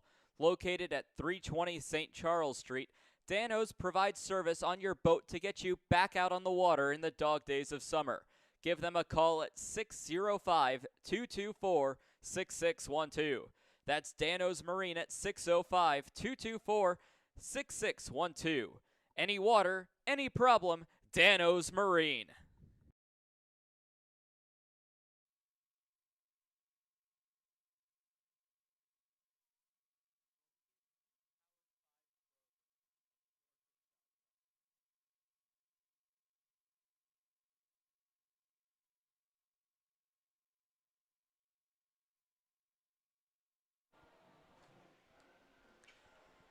Top of the 4th inning about to get underway. Brant Sundin returns to the mound for his 4th inning of work, as it will be the bottom of the Western Nebraska batting order, due up in Clay Cutter, John Ponder, and Jared Mazzaferro. Clay Cutter steps into the batter's box. He popped out to the shortstop in his last at-bat.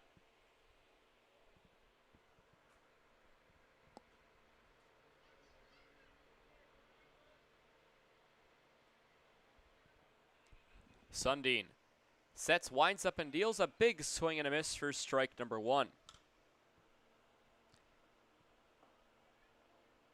Cutter batting .283 coming into this game against the Trappers at a Centennial, Colorado. Pitch misses, evens the count to 1 ball and 1 strike. An Iowa Western Reaver finishing his freshman season. Line drive hit into left field. That will be a base hit for Cutter. He pulls into first base with a leadoff single. And now 3 batters away in the hole would be the designated hitter spot. Unsure if Dalton Frank has recovered from his injury enough to take another at-bat. It looks like in the hole right now and wearing a helmet is Tyler Davis, who played yesterday.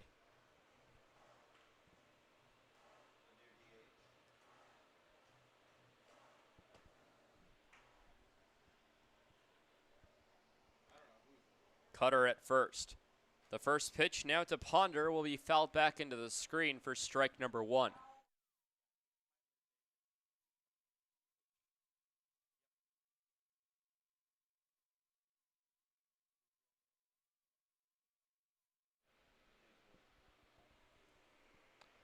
Oh, 1. Pitch in the dirt. That one gets away from McKenna. Thinking twice about it was Cutter, who stays at first base after the ball low. Take a look around the Expedition League scoreboard in just a moment.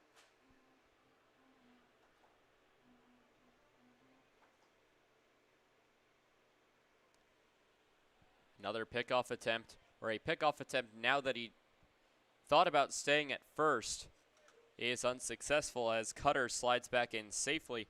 The Sodbusters have mounted somewhat of a comeback. It is now 7-4, Fremont leading bottom 5 from Duncan Field. Fly ball deep left. Yancey coming in. It will drop in front of Cole Yancey and back-to-back base hits for Western Nebraska.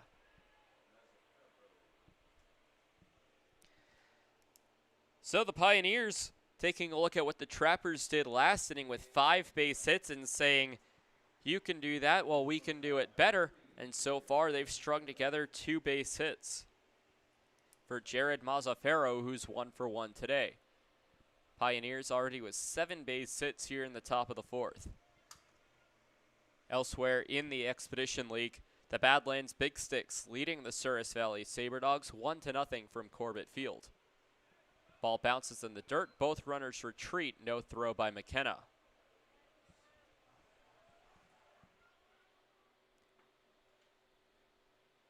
Casper and Spearfish, as well as Mining City and Canyon County, scheduled to play today. However, they have yet to get underway. 1 ball, no strikes, 2 runners aboard. First pitch, a bunt, or second pitch, excuse me, laid down the third baseline. It would hook foul for strike 1. So now a 1 ball, 1 strike count. Ponder at first, Cutter over at second base. A 4-3 Pioneer lead. Pioneers face the Big Sticks when they return home for a weekend series. The Trappers will host the Hastings Sodbusters. Stepping off the rubber is Sundin as he steps back. 1 ball, 1 strike. 4 runs on 7 hits, no errors for the Pioneers. 3 runs, 6 hits, no errors for the Trappers. Count 1-1.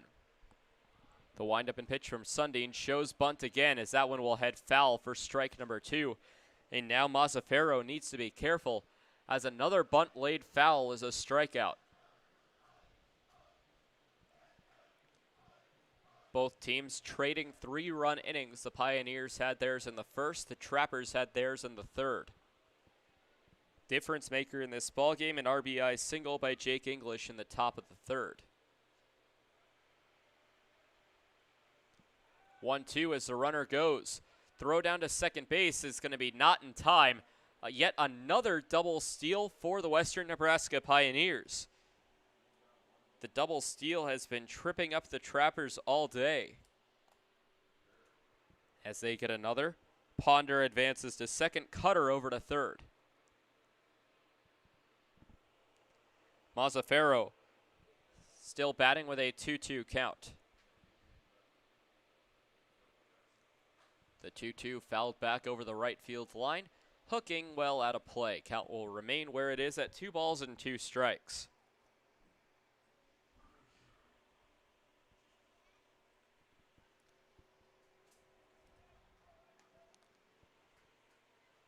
If you're in the Pierre and Capital area tomorrow, sure to stop by, as it's the second of our Fireworks Friday nights here from Hyde Stadium as the Trappers take on the Sodbusters for the first time since the opening series.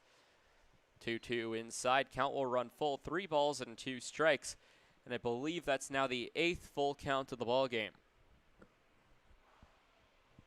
Pitch to a Pioneer batter.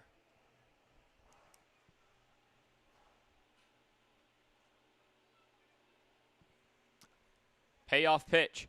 Fly ball hit to right field. Chasing after it is Cardoso. Ranging back, can't reach it. Coming in to score is Clay Cutter. Ponder gets the green light. Heading for third with wheels is Mazzaferro. He's in there with a stand-up triple. And indeed, from the last inning, the Pioneers are saying anything you can do, we can do better, as they get a triple of their own. Mazzaferro 2 for 2 today. It's a 2 RBI triple. It pushes the score to 6-3, and the Pioneers back to doubling up the Trappers, as now McKenna and Monterio May will come out to talk to Brant Sundin.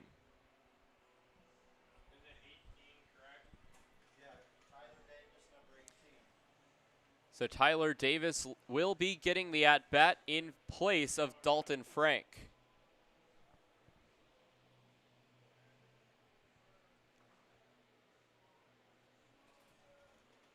May will have a long talk with Sundin as he tries to get out of this inning. Previous play on Mazzaferro's triple, Clay Cutter and John Ponder both came in to score.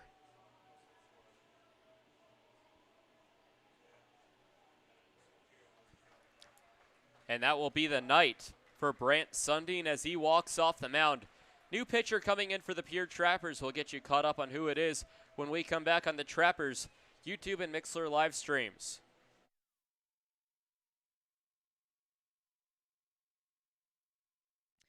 Wow, Shell's Quick Stop is the place to go for a variety of food, drinks, fishing tackle, and more.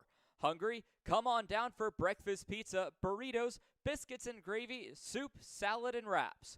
Thirsty? Try their hot and cold espresso drinks, lattes, frappuccinos, and milkshakes from the drive-up window. Heading down to the water? Stop by to pick up minnows, crawlers, and leeches to secure the big bites. All of it's down at Shell's at 621 West Sioux Avenue.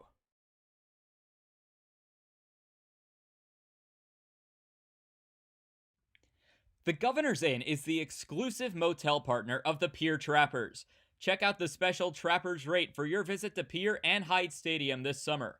Call 605-224-4200 directly to get the Trappers rate. With free wireless internet, a deluxe breakfast, and an indoor pool and hot tub, there's no reason not to stop at the Governor's Inn.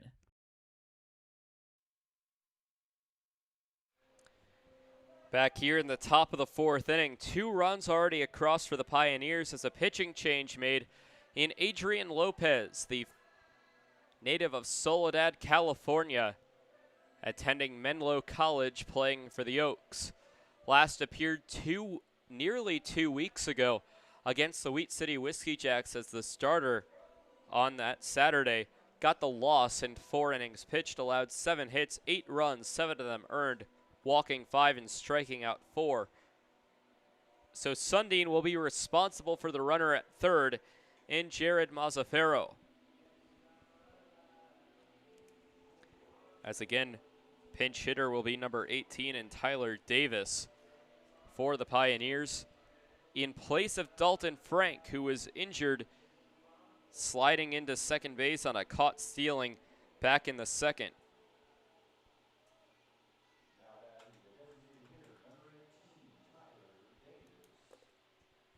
So Davis will step in to take on Adrian Lopez after Sundin goes 3 innings, allowing 6 runs, all 6 of them earned, with a potential for a 7th if that runner from third in Mazzaferro comes in to score.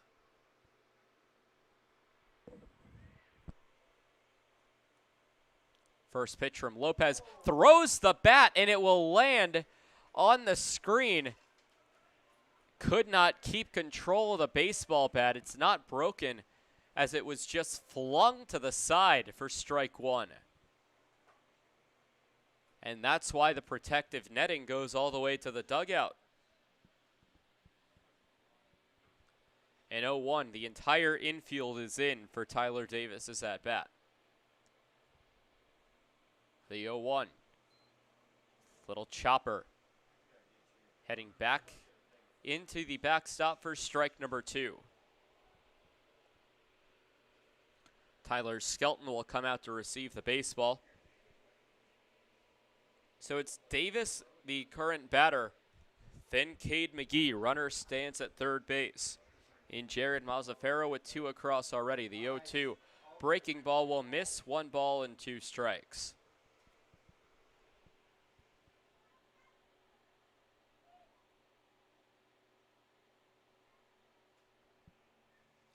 Now the 1-2. The deal and a ground ball over to short. Picking it up is Connor, who stares down Mazzaferro before firing onto first base himself for out number 1 of the inning.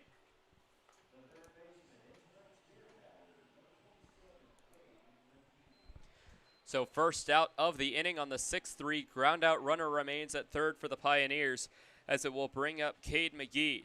McGee 1 for 2 today with a double back in the first inning and a fly out to right in the third. He came around to score off the Jake English RBI single and will try to get an RBI of his own as Mazzaferro still stands at third base with only 1 away here in the top of the 4th. First pitch from Lopez will miss as McKenna loses balance, stumbling to his right. He'll take a moment talking to Adrian Lopez, the new pitcher for the Pierre Trappers. The Pioneers have struck back every single time that the Trappers have put runs across in the bottom half of the inning. In yesterday's ballgame, the Trappers put up 3 in the bottom of the first. Pioneers responded with 1 in the second. The Trappers scored 1 in the fourth. Bottom half of the fourth, the Pioneers responded with 1 in the top half of the fifth. The Trappers scored 1 more in the bottom of the 8th. The Pioneers responded with 2 runs of their own in the top of the 9th. Every half inning after the Trappers scored in yesterday's ballgame, the Pioneers responded, and they're responding with 2 runs after a 3 spot in the bottom of the 3rd for the Trappers. It remains a 1-0 count as McKenna returns behind the plate. Here comes the 1-0 pitch from Lopez. That one's outside. A 2-ball, no-strike count to the third baseman, Cade McGee. Up until around 20 minutes before the ballgame, McGee did not think he would be in the starting lineup, but unfortunately Jack Wagner, the initially listed third baseman, as a pitch runs high and inside, again diving for it is McKenna. 3 balls and no strikes to the second batter to face Lopez. McGee facing an undisclosed injury as he was pulled from the ballgame, as McGee became a pinch hitter as only the second batter of the ballgame. 3-0 will be a pop fly foul, putting it to a hitter's count, 3 balls and 1 strike. Mazzaferro standing at third base. He's been there for a pitching change for the Trappers and a ground out to Tyler Davis, as he hopes McGee can drive him home. The 3-1 big swing and a miss will run the count full, as Lopez will work a payoff pitch to Cade McGee. Alex Zerfis, who's 1 for 1 with a walk and a double, stands on deck. 1 away here in the top of the 4th. Infield remains in. Long pause on the kick from Lopez. A swing and a deep fly ball to left field. That one's deep towards the wall, and this one will leave the ballpark. A 2-run home run for Cade McGee. 3rd home run of this series for the Pioneers, and McGee, his 3rd home run of the year, will make this an 8-3 ball game and a 4 spot here in the 4th for the Pioneers. And that one was gone. You knew it off the bat as Yancey gave chase, but that one escaping just to the left of that Big Tom's Diner sign out in left field. Pioneers have broken this game. Not open, but it's their largest lead of the ball game at 5. So the home run brings up Alex Zerfis. In both plate appearances, has come around to score off a walk and a double. Stole home once, and now a fly ball hit into center field. That drops for a base hit. The Pioneers have been in business tonight. He takes a turn over at first base, thinks about heading for second, but will stop, retreating back to first. It's a single for Alex Surface. Mark, that is hit number 5 of the inning, exactly matching what the Trappers did in the bottom half of the third.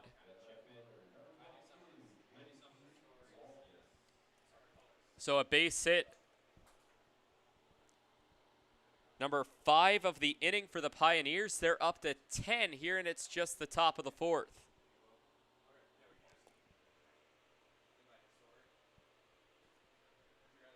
Runner stands at first base. Lopez takes a pitch on the outside part of the plate. No balls and 1 strike. Already across and safely for the Pioneers this inning. Cutter, Ponder, Mazzaferro, and now McGee. Standing at first base is Zerfus, 1 away. JT Walden, the current batter, as he fouls back a pitch into the screen. No balls and 2 strikes. Walden struck out and grounded out in his first 2 at-bats of the ballgame.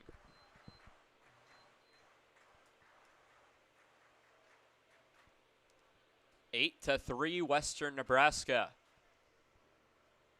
as they look to sweep a quick 2-game series of an originally scheduled 3 games. That game made up later this month on July 29th. That will be a doubleheader between the Pios and Trappers. Pitch goes low, and a stolen base attempt, an easy stolen base for Zerfus, as McKenna not even able to get the ball into his hands to throw it down. So the stolen base will turn into a 1-2 count, runner in scoring position for the Pioneers as they look to continue pouring it on.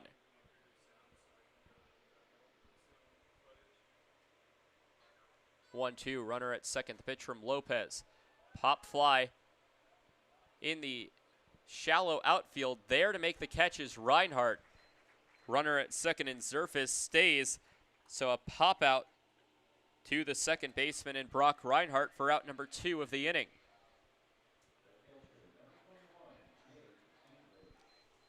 As Jake English, 2 for 2 with a pair of singles, both of them RBI singles, will step into the batter's box with a runner in scoring position. He has a chance for not only 3 singles on the night, but for all 3 of those singles to be RBI singles with a runner in scoring position. First pitch to him will miss from Adrian Lopez for ball number 1.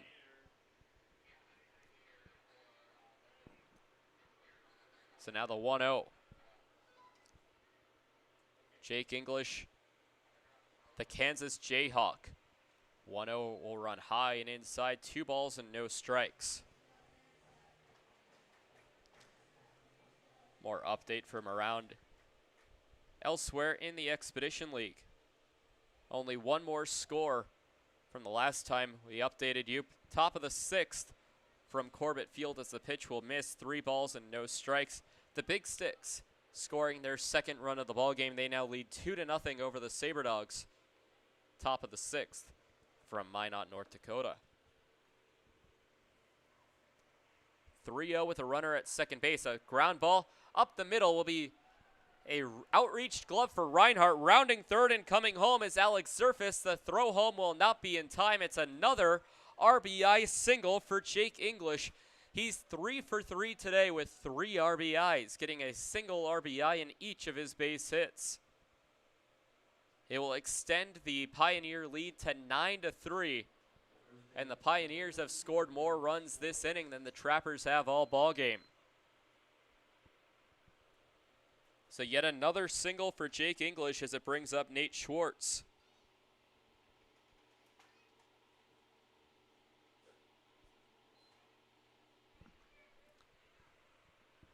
First pitch to Nate Schwartz will miss for ball 1.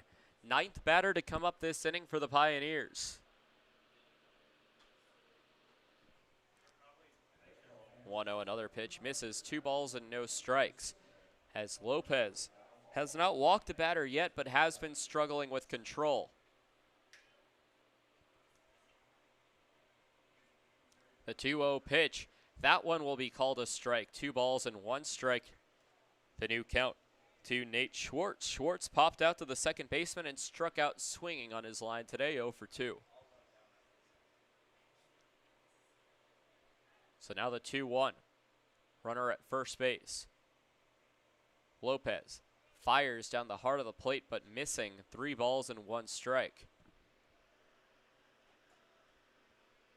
So now a hitter's count to Nate Schwartz.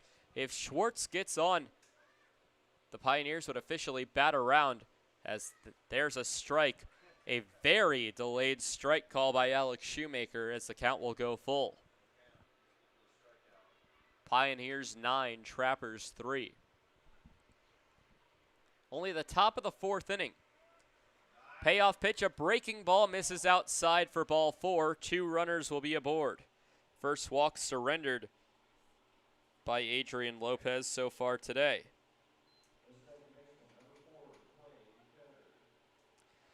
Pioneers have batted around in back-to-back nights. They did so in the 1st inning yesterday. They'll do so here in the 4th today. Clay Cutter, the new batter, he's 1 for 2.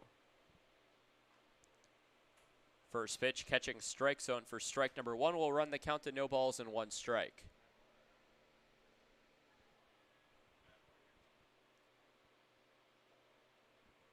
Runners at first and second, a foul ball heading back, rolling towards the backstop for strike number 2, no balls and 2 strikes.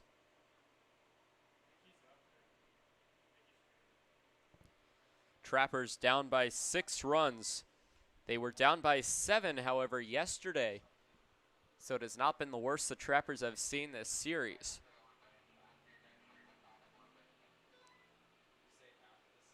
And 0-2. Lopez kicks and fires a big swing. Cutter was looking to go deep as it's fouled back for strike number 2.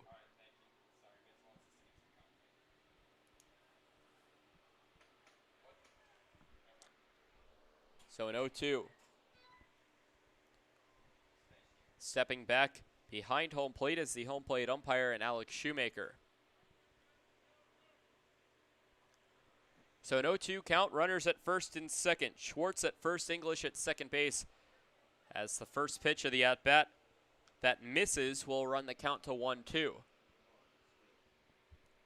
9 runs on 11 hits, no errors for the Pioneers. So far, they've left just 2 runners on base. 3 runs, 6 hits, no errors for the Trappers as a pitch will miss low, evening the count at 2-2. Trappers to this point have left 5 on base.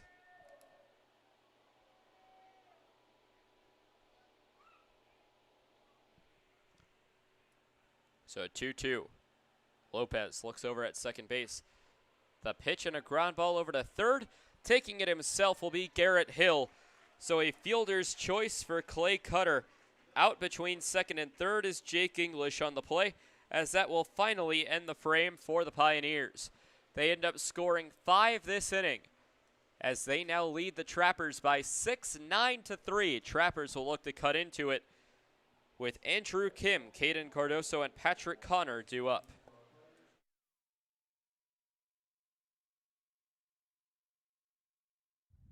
Total Beauty and Speedway Laundry are your homes for everything clothing in the capital area. Since 2010, Total Beauty has offered great customer service and competitive prices. Next door at Speedway Laundry, they have you covered for a fast, convenient way to wash and dry your clothes and other household items, including king-size comforters. Visit them at 111 First Street in Fort Pierre. You don't need an illness to need a doctor. You don't need to feel sick to feel better. You don't need to be unwell to get well. What you do need is a primary care provider at Sanford Health. Better healthcare starts with regular wellness visits and a familiar face who knows you, your concerns, and your goals. We're here before you need us. We're here when you need us. We're here after you need us. We're here for you. Find your primary care provider at sanfordhealth.org today.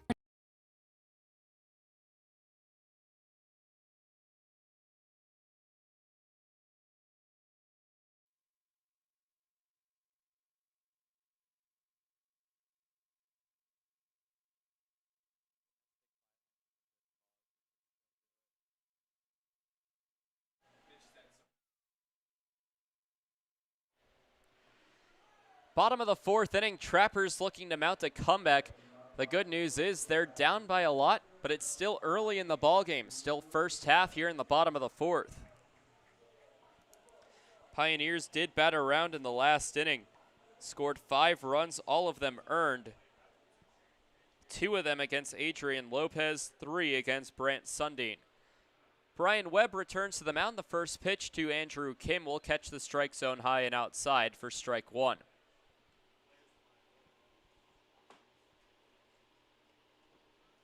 Six base hits last inning for the Pios. As another pitch catches strike zone, no swings by Kim as he picks up some dirt from the left-handed batter's box and tosses it outside the batter's box before stepping back in. An 0-2, the windup and pitch will go low, 1 ball and 2 strikes. Pioneers just left 2 runners stranded last inning. It's been a great day hitting-wise for the Pioneers as a ground ball over to third. Picking it up and stepping on first himself will be Nate Schwartz for the 3 unassisted.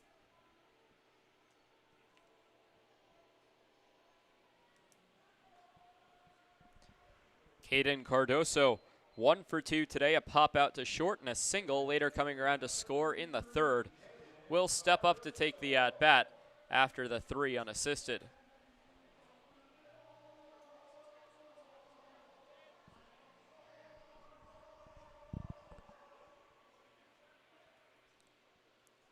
Middle infield playing on basically the outfield grass as the first pitch will catch the strike zone inside for strike number 1. No action in the Pioneer pen. Jacob Newman has been warming up on the Trappers side for quite some time. 0-1, the pitch will catch the strike zone on the outside part of the plate. No balls and 2 strikes.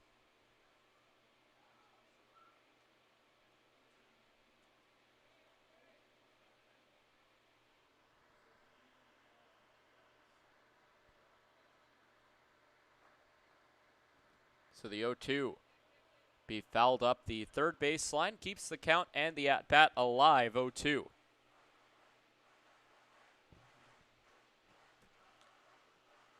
Pioneers have been pouring on the Trappers offensively in both games. However, in just the 4th inning, the Pioneers just 3 base hits away from matching their total yesterday. They had 14 base hits in yesterday's ball game.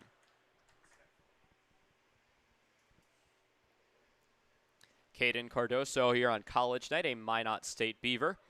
The Trappers will return to his collegiate field as called strike 3. Cardoso was getting ready for another pitch, but will walk back to the dugout after a strikeout looking. The strikeout number 4 of the ballgame by Brian Webb.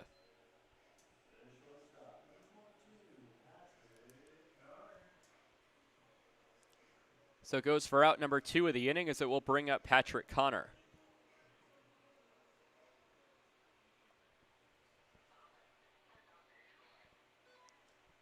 First pitch high for ball 1.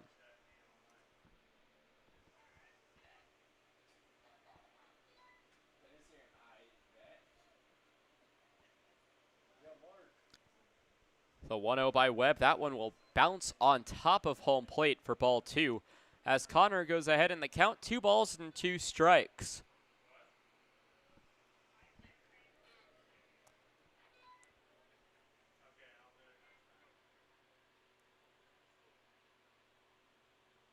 So the 2-0, that one runs high. 3 balls and no strikes. Connor looking to work a 2-out walk that would bring up Garrett Hill, who's 1 for 1 today.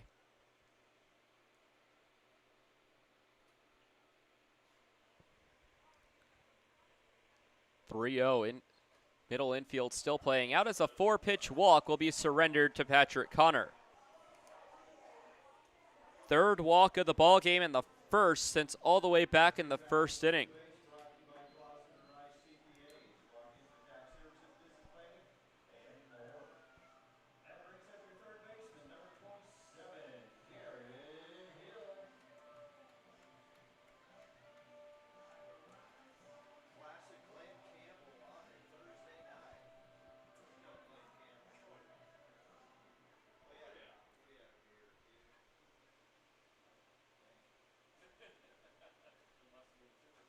First pitch will be a foul ball heading over towards the Trappers' dugout. will miss the strike zone, or excuse me, will miss the glove of the first baseman Schwartz, who was diving in. As the count will remain no balls and 1 strike.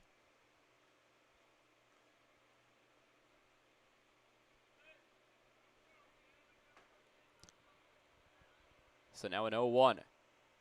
The windup and pitch will go high, evening the count to Garrett Hill, 1 ball and 1 strike.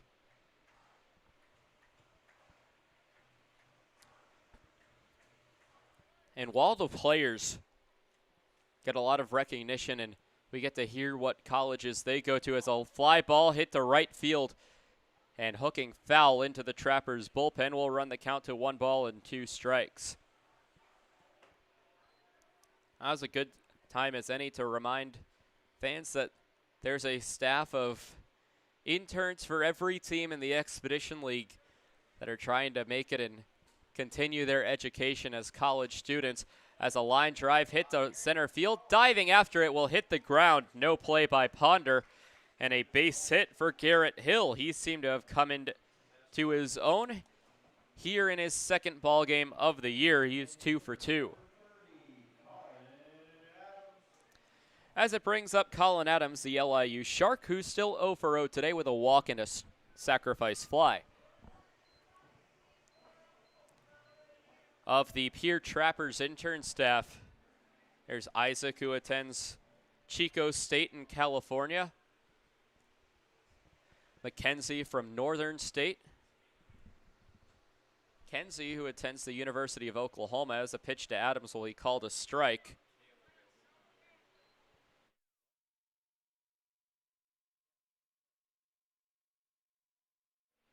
Excuse me, Michaela going to Northern State.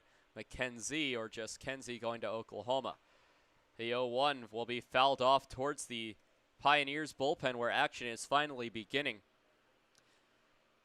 Thomas, who also attends Northern State. Mark, who attends South Dakota State. Nolan, who sits directly to my right for the University of Minnesota. And myself, a student of Virginia Tech, as a fly ball hit to deep right field. That one's chasing back towards the wall. This one hooking, and a foul ball. As Adams was taking the loop, the entire dugout cheered, but it just goes to the right of the foul pole for a long foul ball for Colin Adams. Of course, other teams also with interns, including the Western Nebraska Pioneers, traveling with their broadcast intern, Zach McKinstry, who attends the University of South Carolina.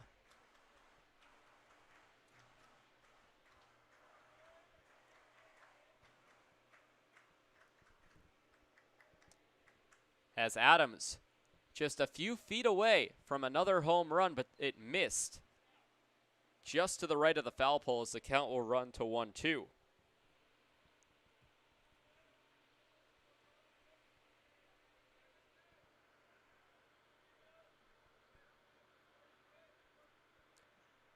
One-two as the pitch will go low to Colin Adams, will even the count to 2 balls and 2 strikes.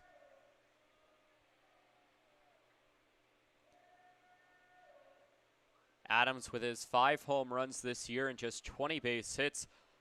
A far cry from where he was for the Sharks. 21 hits, only launched 2 home runs. The 2-2 will miss. A very risky take by Adams, but it pays off. The count will run full, 3 balls and 2 strikes. Runners at first and second. The inning's still alive for the Trappers. Brian Webb trying to change that. Payoff pitch. A swing, foul ball just hitting off of the press box above where our wide shot camera is. So my heart dropped as I thought that had the trajectory to hit the camera, and I don't want to foot that bill.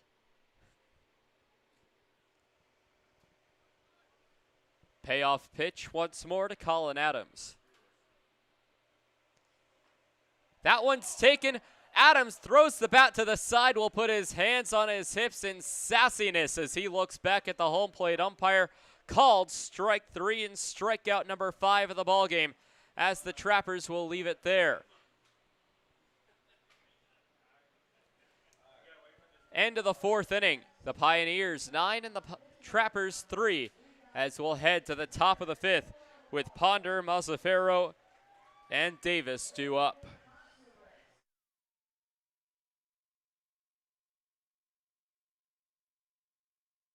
Trappers fans, summer is here. Get your boat back in shape with a visit to Dano's Marine. Dano's Marine will get you back out on the water this summer with excellent service and years of experience. Give them a call at 605-224-6612 or visit them at 320 St. Charles Street in Pierre. Any water, any problem, Dano's Marine. Join the Shell's loyalty program and never pay full price for gas again. Shell's loyalty members also get monthly specials for increased savings. Shell's doesn't just fill up your tank, but it also fills up your stomach with a variety of food and drinks. Become a Loyalty Club member today by visiting Shell's at 621 Sioux Avenue or give them a call at 605-224-6266.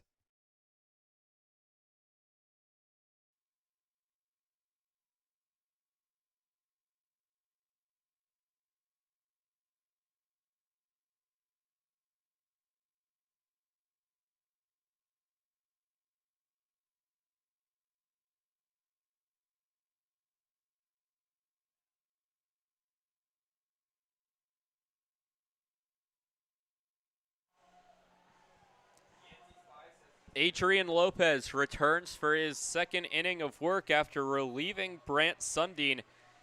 In the previous half inning, mid-inning, still allowed 2 runs on his own accord as the Pioneers got hot in the inning and simply couldn't be slowed down. We get you the final line of starting pitcher for the Pierre Trappers, Brant Sundin, in just a moment. As John Ponder, who's 1 for 2 today, stands in to take the at-bat.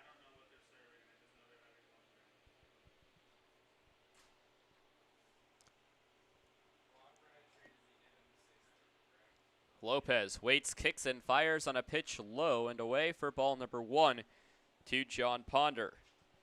Brant Sundin, the starting pitcher for the Pierre Trappers, lasted 3 innings, allowed 8 hits, 7 runs, all 7 of them earned, walking 3, striking out 3 as another pitch will miss, running the count to 2 balls and no strikes.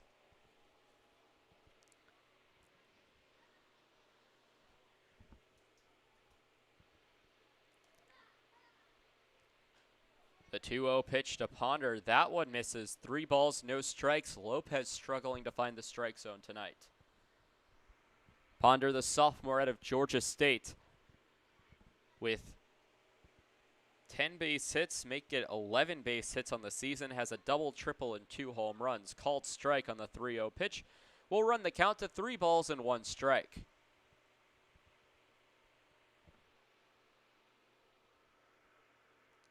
Western Nebraska outscoring the Trappers as a pitch will miss high for ball 4 and a leadoff walk here in the 5th inning.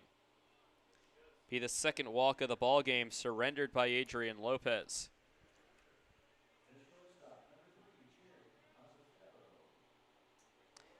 As it will bring up Mazzaferro.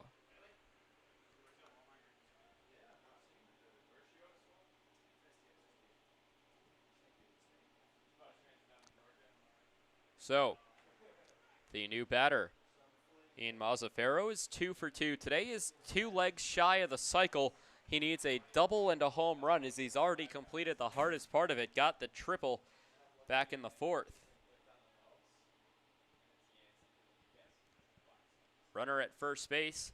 Still no pitches to Jared Mazzaferro. The pitch now from Lopez will miss outside, ball 1.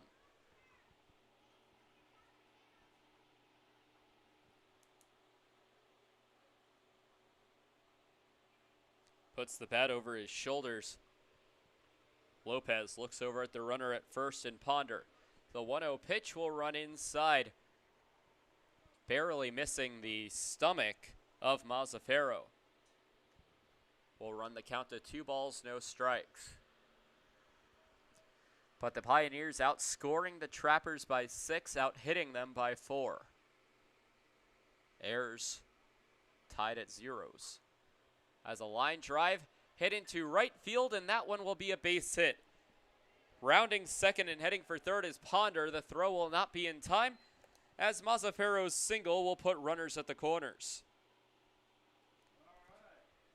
So for Mazzaferro, he's now 3 for 3 today with 2 singles and a triple.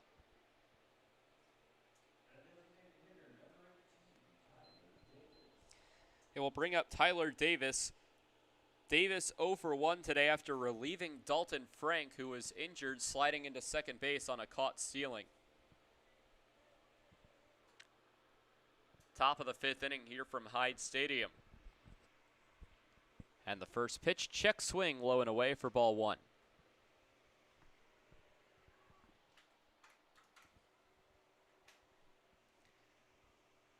Tyler Davis out of Fresno State, calls Fresno, California his hometown. Went 3 for 6 in yesterday's ballgame with a double, as a ground ball will be hit to the shortstop. Flip onto short, not in time.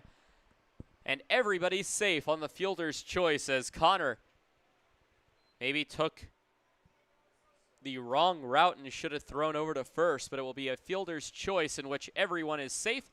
Yet another run comes in to score for the Pioneers, making it 10-3. Another football score, a touchdown with an extra point and a field goal for the Pioneers, just a field goal for the Trappers.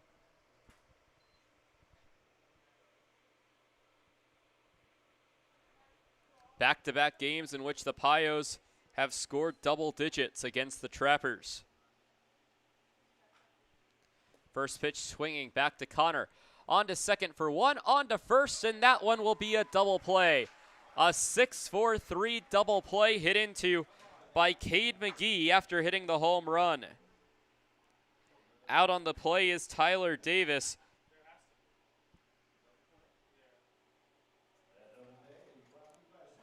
Advancing to third is Jared Mazzaferro. So that puts 2 away in the inning for Alex Surface, who's 2 for 2 with a single and a double. Another Pioneer 2 legs away from the cycle. He needs the 2 harder rolls, however, a triple and a home run. First pitch to him will miss low. Thinking about breaking for home was Mazzaferro. He remains at first base.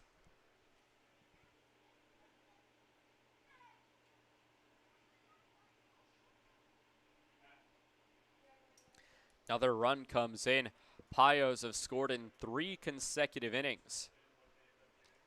1-0 will miss low for ball 2.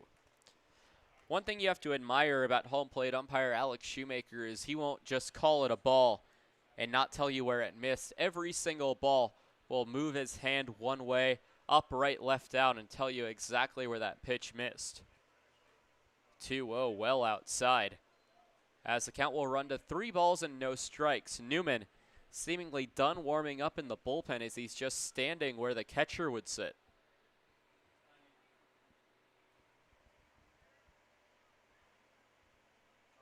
Action going in the Pios bullpen as well. 3-0 from Lopez will be fouled into the screen and bounced back out onto the field of play for strike 1, swinging on a 3-0 count.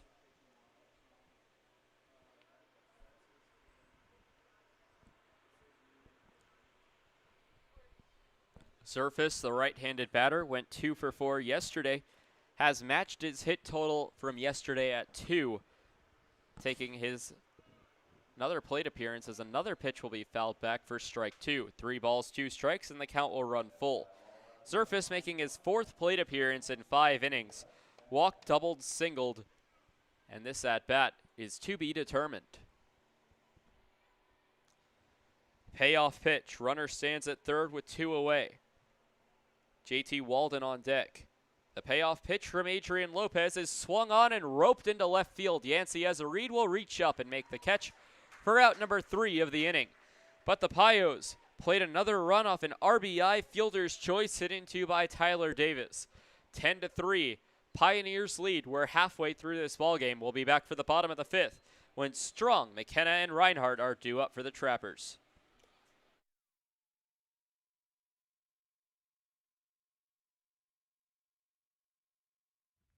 The Pierre Trappers are proud to partner with the Governor's Inn, the exclusive motel partner of the Pierre Trappers.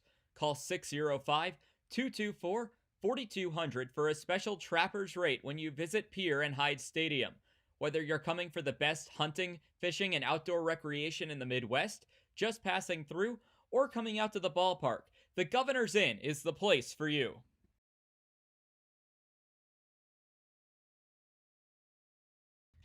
When it comes to clothing in the capital area, Total Beauty and Speedway Laundry have you covered. Speedway Laundry offers the fastest way to clean clothes, with free Wi-Fi offered while you wait.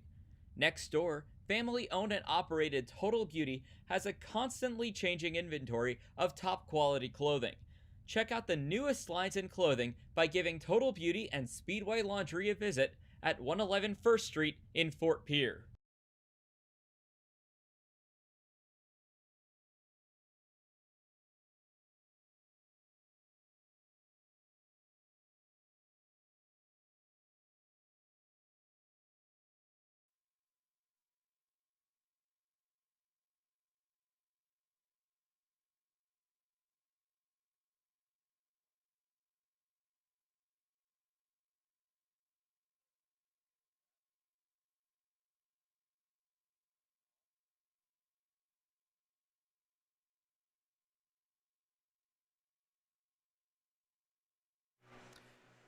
Back for the bottom of the fifth as a new pitcher comes in for the Western Nebraska Pioneers, making Brian Webb ineligible for the win as he only goes 4.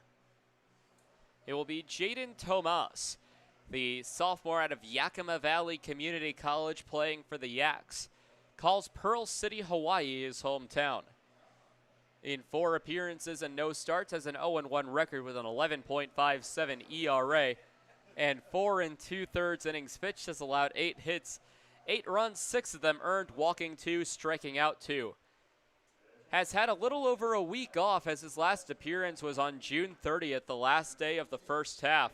Pitched 1 inning, 3 hits allowed, allowed 1 run, it was earned, did not walk a batter, striking out 2. So Strong will be the first batter to take on the new pitcher.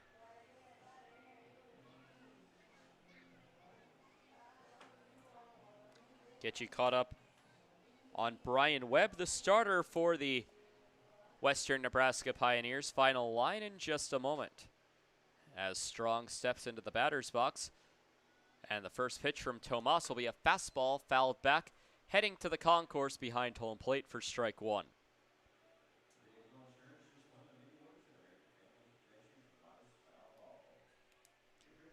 Brian Webb, in 4 innings pitched, allowed 7 hits, 3 runs, all 3 of them earned, walking 3 and striking out 5. The 0-1 on the way will bounce in front of the plate, will even the count to 1 ball and 1 strike. So Tomas went with the fastball immediately out of the gates, and it was a good fastball fouled off by Strong. Went for the breaking ball, and it died before it even reached the strike zone, bouncing in front of the plate. We'll see what he goes with for pitch number 3.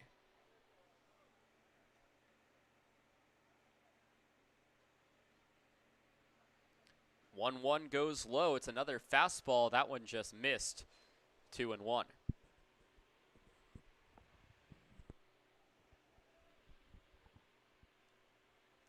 Trappers down by 7 runs. A feeling they got used to yesterday, as that's where they lived for most of the ball game. 2-1 will go to 2-2 on the at-bat to Nicholas Strong. Trappers sit at 1-4 in the second half of the season compared to the Pioneers, who sit at 3-1. Trappers split their first series with the Pioneers back at the end of May. This time the Pioneers trying to change the favor. A ground ball up the first baseline, rolling foul, keeps the count at 2-2. Pioneers looking for the 2-game series sweep of the Pierre Trappers. First half of the season, the Pioneers snuck up seemingly out of nowhere. Final week to 2 weeks of the season, strung together an 11-game winning streak as the Fremont Moo were finally learning what it was like to lose ball games. and eventually overtook the Moo and won the first half of the season in the Clark division. And currently in the Clark division, it's the Pioneers sitting at first overall at 26-9. The Fremont Moo 2 games back at 25-12, followed by the Spearfish Sasquatch 3 games back at 23-12. Pitch misses low as the count will run full, 3 balls and 2 strikes. Then there's a big drop-off as the next closest team is the Sioux Falls Sunfish at 20-18. They're 7.5 back. Another big drop-off gets you to the Pierre Trappers 10-24, 15.5 back on the Pioneers. Line drive down the left field line will drop about 3 feet foul of the left field line. And then finally 2 games back on the Pierre Trappers, the 9-27 Hastings Sodbusters. Should be a very good series between the Sodbusters and the Trappers coming up this weekend.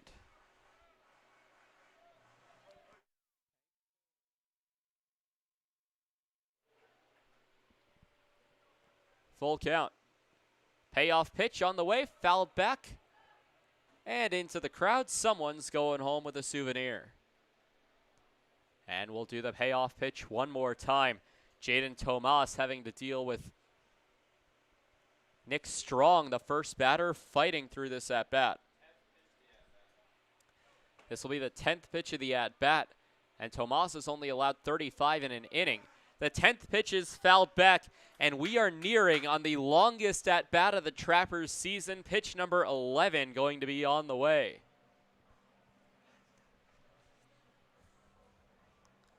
It's Strong versus Tomas. We've only had a handful of pitcher-batter battles. Very few have gone to the 11th pitch.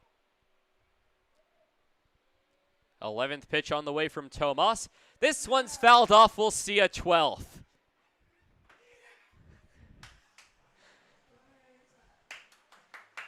It's the native of California versus the native of Hawaii, the native of the West battling it out in the Midwest. Pitch number 12 and the payoff pitch one more time from Tomas to Strong. On the way, this one's roped to left field. Chasing back towards the track. This one will bounce in the deepest part of the ballpark. Strong wins the battle and will stop at second with a stand-up double. Great arm by Ponder stops Strong from taking off for third as he gives a wave back to the Trappers dugout. A leadoff base hit off Tomas, and the Trappers now with a good opportunity to put a run across here in the bottom of the 5th. Trappers not only need to score runs, they need to stop the Pioneers from scoring, as they've scored in each of their last 3 innings. 1 in the 3rd, 5 in the 4th, and a single run in the 5th inning. It'll be Thomas McKenna, the new batter, with nobody out and a runner at second base. So Strong 2 for 3 today. First pitch to McKenna will miss high and tight for ball 1.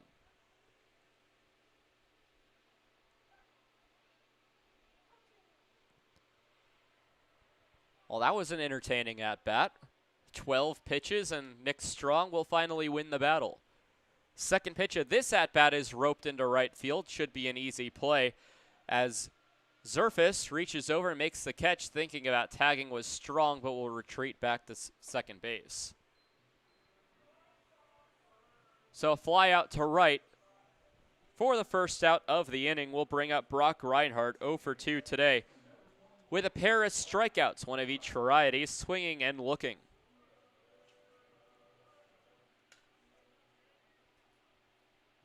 Second time today, McKenna has flown out to right. First pitch to Reinhardt will miss low in the dirt, kicking up some clay for ball 1.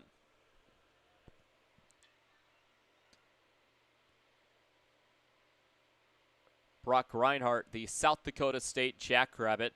They've been getting a lot of love tonight, a lot of local fans of the Jacks. Fly ball to right field. That's going to drop for a base hit. Diving after it and not able to get to it is Zerfus. Coming in to score is going to be Nick Strong, as Strong and Reinhardt trade places between second and home. Second double of the inning as the Trappers have scored their 4th of the ball game.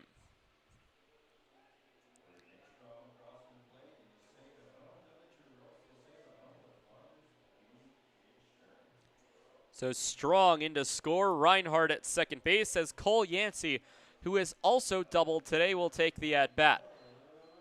A lot of doubles today from both sides of the baseball. Just taking a look at my score sheet right now, I'm seeing 1, 2, 3, and a triple. So 3 doubles and a triple today for the Trappers.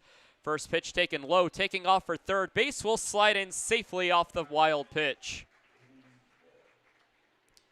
Now our runner 90 feet away with 1 out. On the Pioneer side of things, they have, let's see, that's 1, 2 doubles, a triple, and a home run. So as a team, the Pioneers have hit for the cycle. 1-0 line drive down the left field line. That's a fair ball. Rounding first and heading for second is digging it out is Walden. It's another double for the Trappers, the 3rd double of the inning. Reinhardt comes in to score off the Yancey double. Back-to-back doubles as Reinhardt comes in from third. He got to third via the wild pitch. 2 runs have come across this inning, and the Trappers have hitting all over Jaden Tomas. And now a couple of Pioneers coming out of the dugout potentially to head over to the Pios bullpen. The Trappers have cut their deficit to 5 runs. They need 5 more to tie the ball game.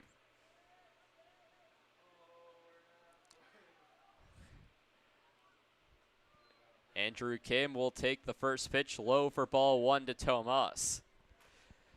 And here in the 5th inning, it has been an offensive ball game. A combined 22 base hits between the two teams, 12 for the Pios, 10 for the Trappers. Foul ball will be hit onto Capitol Avenue. Look out, as that one will hit a car. That's the first confirmed shot that has hit a car on Capitol Avenue, hit a red truck parked on the third base side of Hyde Stadium. Remember the name, Andrew Kim. That's who you want to find. Foot the bill to him. He's responsible. 1-1, ball 2, as it kicks in the dirt. Of course, just kidding about that.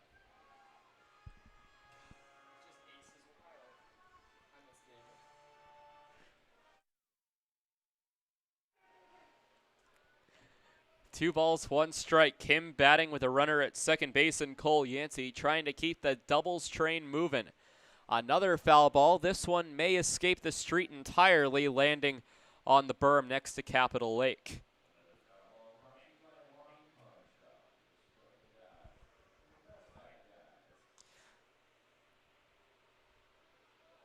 Or as some may call it, Capitol Pond, but officially called Capitol Lake. So 2-2 now to Andrew Kim out of Illinois. A swing and a chopper over to the shortstop. Picking it up is Mazzaferro, firing onto first base. The throw's not in time, and a base hit for Andrew Kim, and the hit train keeps moving. Kim may not have gotten the memo about the doubles, but he did get the memo about the hit parade. So runners at the corners now as the lineup card flips over for Caden Cardoso, and now time will be called as a meeting on the mound. The entire infield will come in. And there has been action in the Pios bullpen, but it's not long enough for Tomas to be pulled from the ballgame. I expect he'll at least be in for 1 or 2 more batters, but with the entire infield in, not sure. Cardoso, no stranger to putting balls over the wall here at Hyde. He's got 2 here at Hyde Stadium. They will leave Tomas in the ballgame for now. A home run here by Cardoso would make it a 2-run ballgame. And man, that would light this place up with pure energy. 1 away for Caden Cardoso. He's 1 for 3 today. Popped out to the shortstop. Singled in the 3rd and struck out looking in the 4th.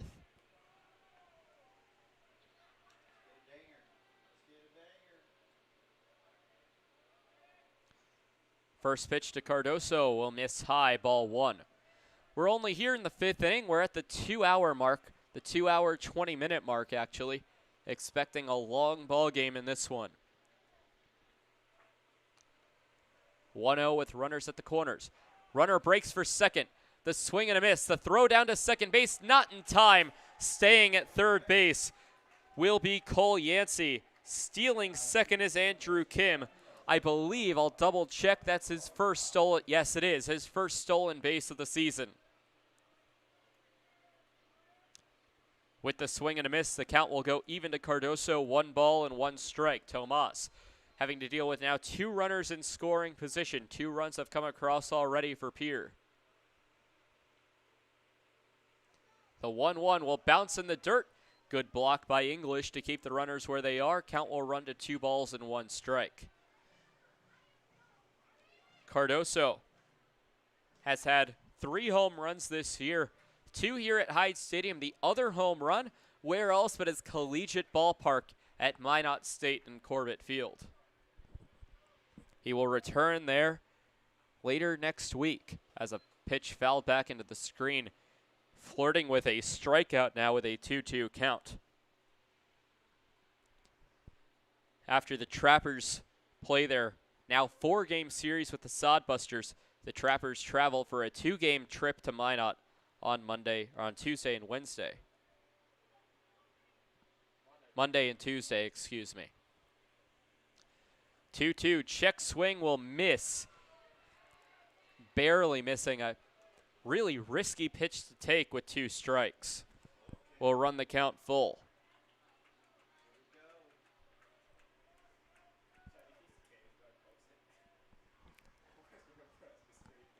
Full count.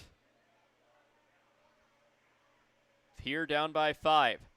Pitch ball 4 as Cardoso, at least now, I don't know what the status of other teams in the Expedition League is right now, but that puts him for first place in the Expedition League for walks drawn as a batter with 31 on the season.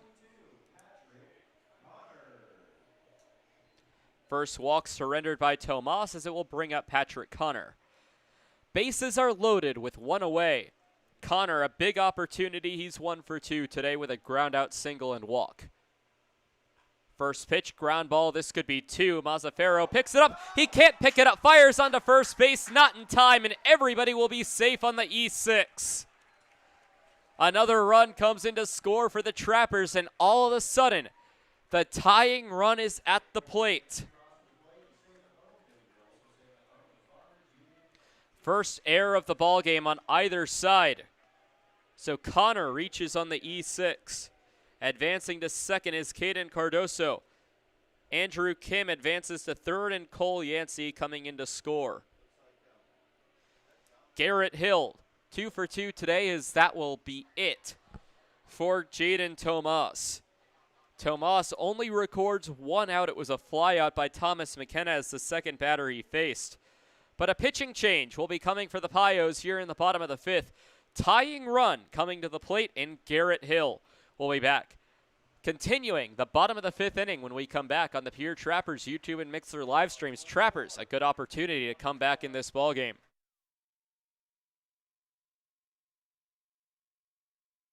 In times like these, it's good to know there's a place where people know who you are, no matter how long you've been gone.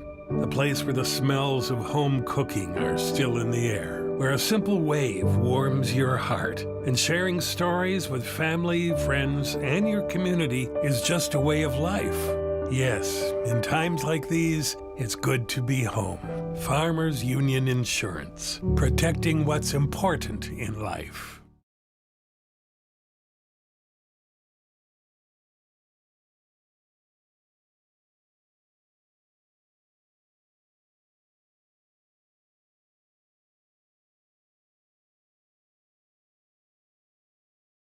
Hey, it's the old Top Gator here with Gators Pizza, Pasta, Subs in the Northridge Plaza. Gators is known for top quality food. Now you can have our food selections delivered right to your front door using DoorDash.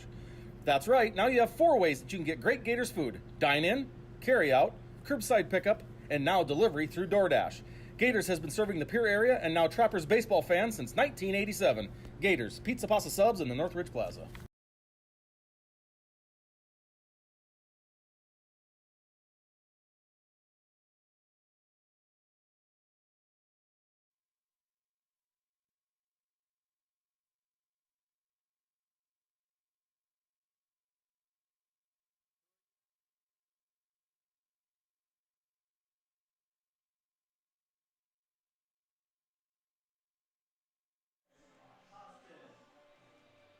New pitcher for the Western Nebraska Pioneers, and he inherits a tough spot with the bases loaded. It will be Brandon Haston, the Georgia State Panther out of Douglasville, Georgia, the left-handed arm. In 6 appearances, has a 2-0 record with a 1.97 ERA and 13 2/3 innings pitched. Has allowed 12 hits, 3 runs, all of them earned, walking 11, striking out 20. As stepping up to the plate will be Garrett Hill. He's 2 for 2 today with a walk, triple, and single. First pitch will run inside and miss for ball 1.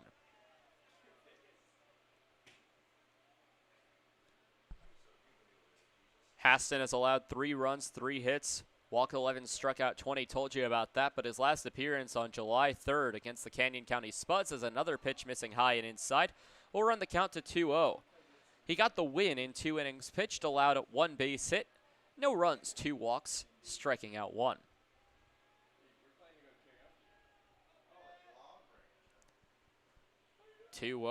Runs its way inside. That one called a strike to Garrett Hill. Hill's turned to be one of the more dangerous batters of this Trappers lineup. A triple in the 3rd, a single in the 4th. 2-1 on the way. Fastball high. That one had some zip on it. 3 balls, 1 strike. Trappers have brought the tying run to the plate. A 3 spot here in the bottom of the 5th.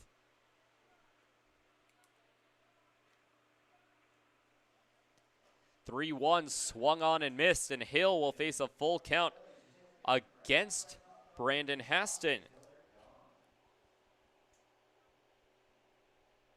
All 3 runners on the base pass for the Trappers, responsibility of Jaden Tomas. Payoff pitch. The windup and pitch by Haston. Big swing and a miss. Strikeout number 1 of the ballgame on the first batter he sees.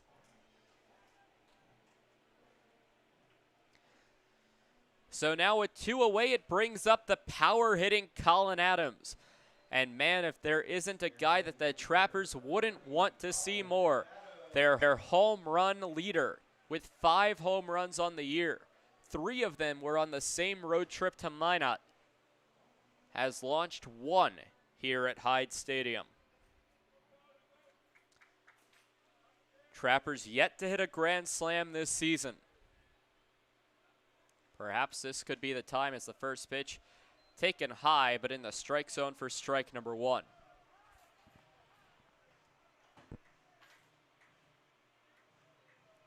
Adams was a few feet away from hitting an opposite field home run, but it hit to the right of the right field foul pole. 0-1 will go high. Will even the count to 1 ball and 1 strike, and with 2 outs, not much room to work with. Trappers have put up 3 in this inning, however. Talked to the coaches after yesterday's ball game. They were unhappy as the pitch will go inside, 2 balls and 1 strike.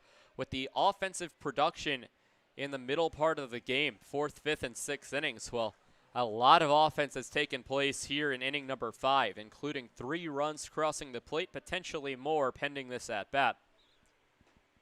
2-1, big swing and a miss as Adams was looking to go yard, could not make contact. Count will go even 2-2 as Haston just a strike away from getting out of this inning for the Pios.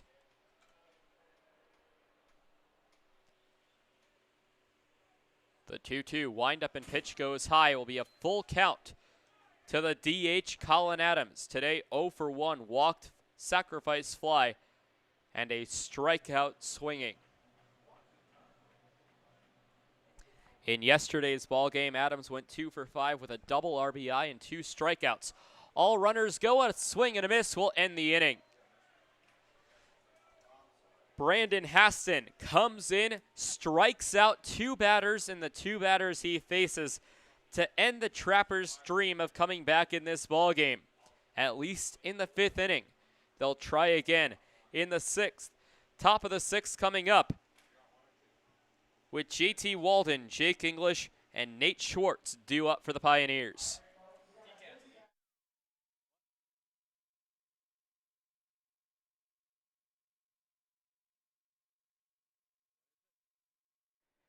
Dano's Marine is a proud partner of Pierre Trappers Baseball. Located at 320 St. Charles Street, Dano's provides service on your boat to get you back out on the water in the dog days of summer. Give them a call at 605-224-6612. That's Dano's Marine at 605-224-6612. Any water, any problem, Dano's Marine.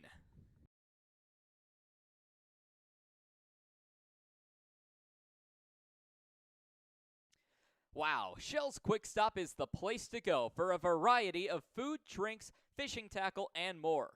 Hungry? Come on down for breakfast pizza, burritos, biscuits and gravy, soup, salad, and wraps. Thirsty? Try their hot and cold espresso drinks, lattes, frappuccinos, and milkshakes from the drive-up window. Heading down to the water? Stop by to pick up minnows, crawlers, and leeches to secure the big bites. All of it's down at Shell's at 621 West Sioux Avenue.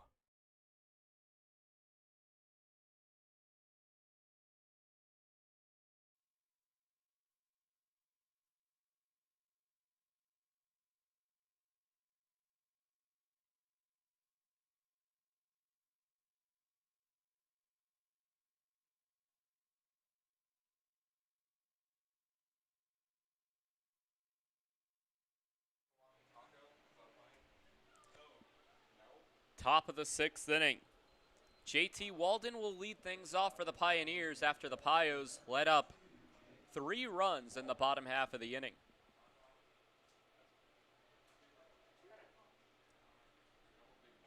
Returning to the mound is Adrian Lopez. Lopez has been pitching since the 4th inning. As a fly ball hit deep to right field towards the scoreboard underneath it, and calling for it is Andrew Kim, who reaches up to make the catch, a fly out to center field. Was hit more to right center, as this game has just been an offensive showcase for both sides. 16 combined runs, 23 combined hits. We've barely started inning number 6. As the pitch from Lopez will catch the strike zone, no balls, 1 strike.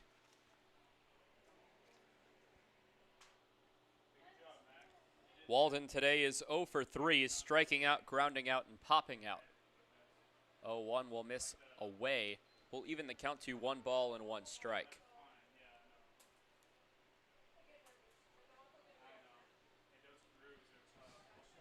So the 1-1 pitch from Lopez, high and inside, 2 balls and 1 strike. With 1 away in the inning.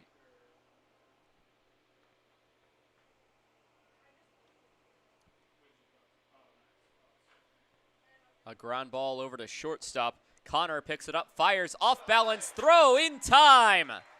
Patrick Connor off his back foot and unstable is still somehow able to throw it on target to Nick Strong. So a fly out to center and a 6-3 ground out will lead things off here in the 6th inning.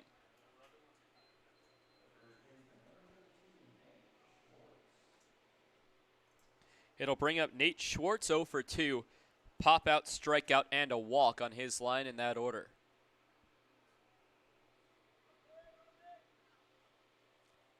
First pitch from Lopez will miss the strike zone. It was high in the zone, but Shoemaker gave the call that it missed low. I think it meant the opposite. 1-0, big swing and a miss. Swung on and missed by Schwartz, the first baseman, making his first start and appearance at first base since high school. Has had a decent game so far, has made a couple of mistakes at the position. Pitch will miss low, 2 balls and 1 strike. And in the words of Moneyball, first base is easy. Tell him, Ron, it's incredibly hard. The ball will miss, 3 balls and 1 strike. Hitters count. Lopez deals a deep fly ball. That one would have been crushed if it was straightened out, but it will hook foul.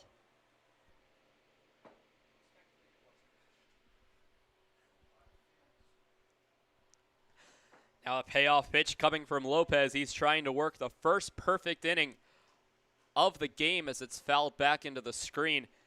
In fact, the first perfect game against the Pios this series, as the shortest inning yesterday was a 4-batter inning in the second, in which the leadoff batter hit a home run. The next 3 batters were retired in order. Lopez deals on a ground ball. Will get through the infield, so we will see 4 batters this inning off the base hit. First base hit of the ball game for Nate Schwartz.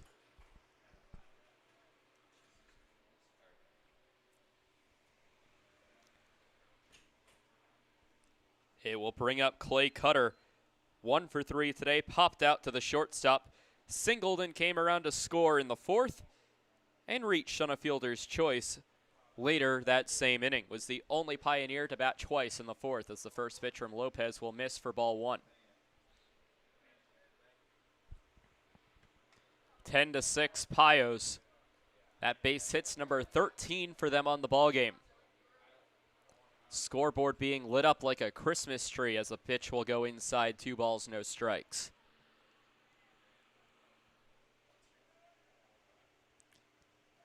Yesterday's ball game saw 23 combined base hits. We're already past that mark. Another pitch inside, ball 3. We're currently at 24 combined base hits between the two teams.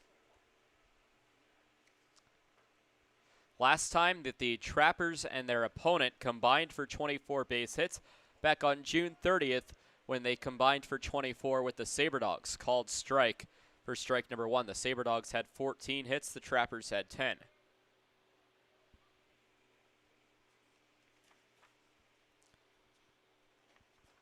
And I assume, as a pitch called a strike, diving out of the way with it was Cutter, but it'll be called back to the batter's box to face a full count. But I assume that there's going to be another base hit sometime in this ball game from either side. I assume. That would make it 25, and I'll keep looking in the scorebook for the last time the Trappers and their opponents combined for 25. Pitch fouled off. We'll keep the count full at 3-2.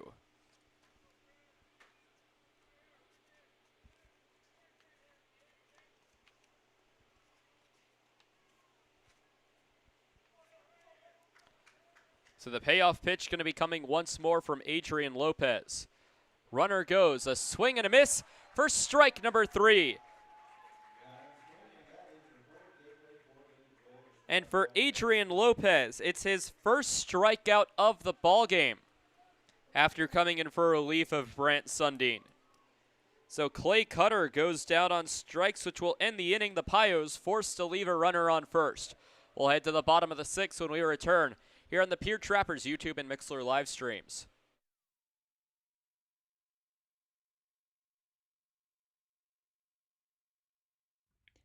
The Governor's Inn is the exclusive motel partner of the Pierre Trappers. Check out the special Trappers rate for your visit to Pierre and Hyde Stadium this summer. Call 605-224-4200 directly to get the Trappers rate. With free wireless internet, a deluxe breakfast, and an indoor pool and hot tub, there's no reason not to stop at the Governor's Inn. Total Beauty and Speedway Laundry are your homes for everything clothing in the capital area. Since 2010, Total Beauty has offered great customer service and competitive prices. Next door at Speedway Laundry, they have you covered for a fast, convenient way to wash and dry your clothes and other household items, including king-size comforters. Visit them at 111 First Street in Fort Pierre.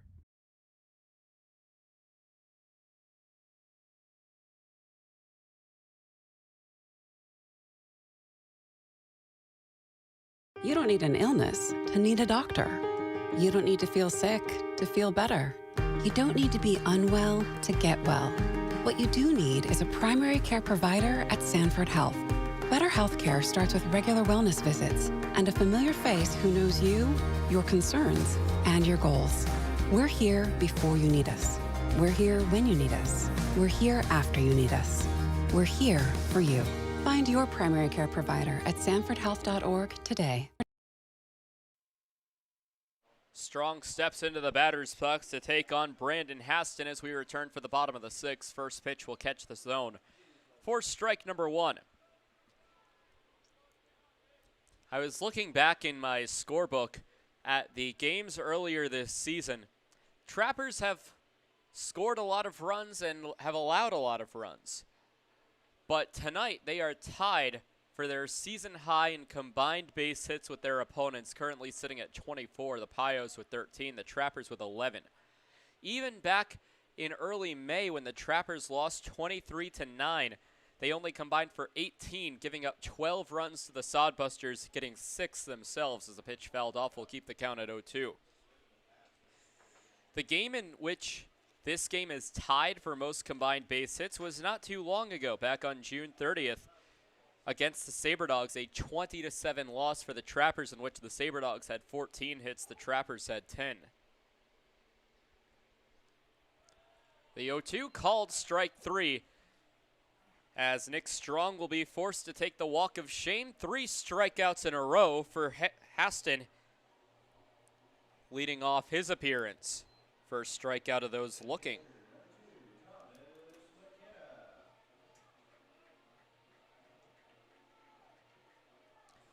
It'll bring up Thomas McKenna. McKenna today 1 for 3, a pair of flyouts to right and a base hit. First pitch from Haston fouled back for strike one.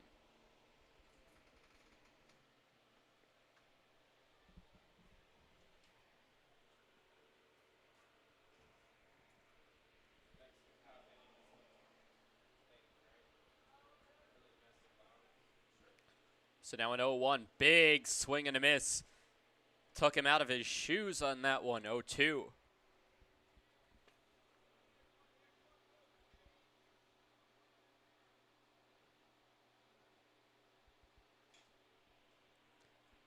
So an 0-2.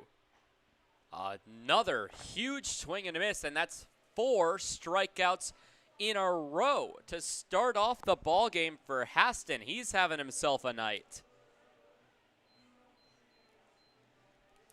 So he came in, faced Garrett Hill, struck him out. Then Colin Adams struck him out. That ended the inning. He took a seat during the top of the 6th as his team batted, then struck out Strong and McKenna in order for the first 2 outs, bringing up Brock Reinhardt, who takes the first pitch high, ball 1.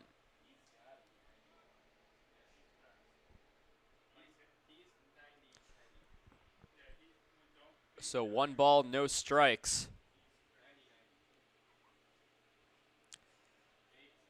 As a pitch will catch the zone, 1 ball and 1 strike. And I thank the Pioneers broadcaster, Zach McKinstry, for providing me with the correct pronunciation so I don't come out here and embarrass myself on whether it was Brandon Haston or Brandon Haston, but it's Brandon Haston, and I have him to thank for that. But had a bit of a laugh watching the Dodgers-Marlins game the other day as a pitch will be fouled back into the screen, 1-2, and they have an infielder named Zach McKinstry. Same spelling, same everything. And I sent him a text as we had met earlier in the season back at the end of May, and we just had a laugh about it. He texted me back, the Dodgers offered me and I just couldn't refuse. It's a fly ball hit over to the third base side. Making the catch in foul territory is the third baseman McGee, as that will end the inning. A 1-2-3 inning, but finally no strikeout recorded by Brandon Haston. 1-2-3 go the Trappers in the bottom of the 6th. Top of the 7th, Ponder, Mazzaferro, and Davis due up for the Pios.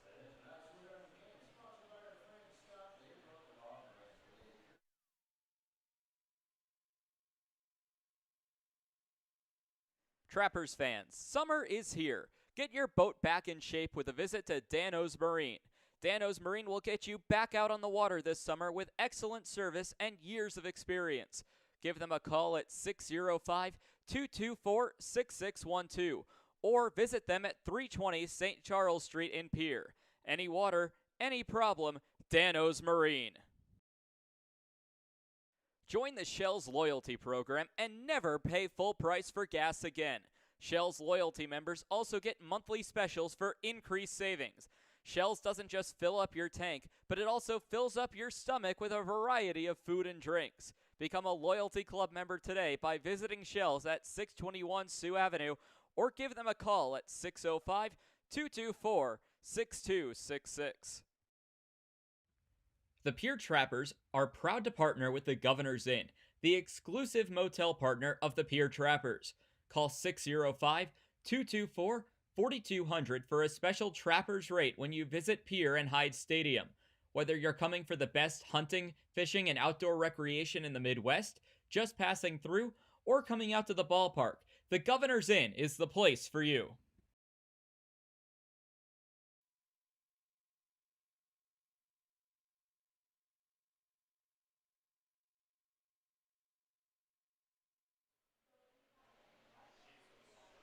Pioneers coming to bat with John Ponder leading things off against Adrian Lopez.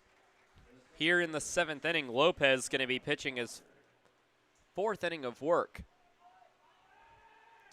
As a pitch high in the air, in the infield, chasing after it and making the catch barely is Garrett Hill.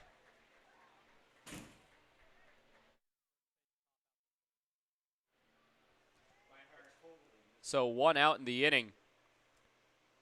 After barely making the play was Garrett Hill. Almost dropped the ball on the mound, but was able to hold on for the out as it will bring up Mazzaferro. Mazzaferro is 3 for 3 today with a pair of singles and a triple. Pitch from Lopez will miss low for ball 1.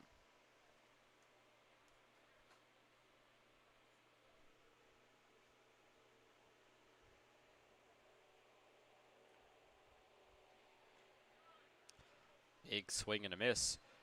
We'll put the count even to 1 ball and 1 strike to Ponder. To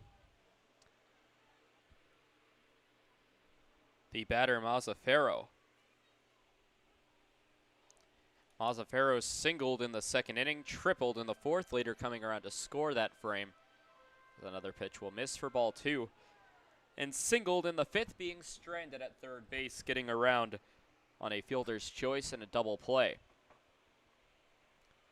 The 2-1 will go high, putting the count to a hitter's count 3-1 to the shortstop Mazzaferro. Still a total of a third of a ball game to play. We're here in the top of the 7th. The pitch from Lopez will miss low.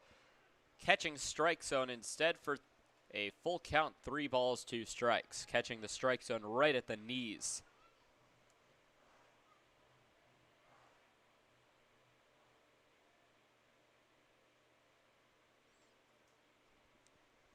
Payoff pitch will be fouled back, keeping the count where it is at 3 balls and 2 strikes. Pioneers 10, Trappers 6. Here in the top of the 7th inning, a full count and 1 away. Bases are empty for Mazzaferro. Pitch low, appeal down. No swing, and it will be a leadoff, or a 1-out walk, for Mazzaferro. First walk he's drawn today. It'll be the 3rd walk surrendered tonight by Adrian Lopez.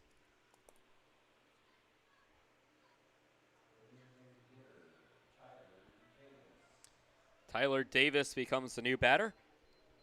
The designated hitter came in as a pinch hitter for Dalton Frank after he was injured in the 2nd inning. First pitch strike to Davis. He grounded out and reached on a fielder's choice on his line today.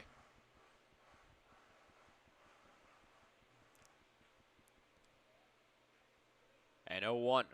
Runner at first base. High pop fly in the infield. Calling it off is Connor. Ranging to his left side, barely able to make the catch. A bit of deja vu from the first out of the inning. A pop out to the shortstop for out number 2. And we're an out away from celebrating the 7th inning stretch here at Hyde Stadium.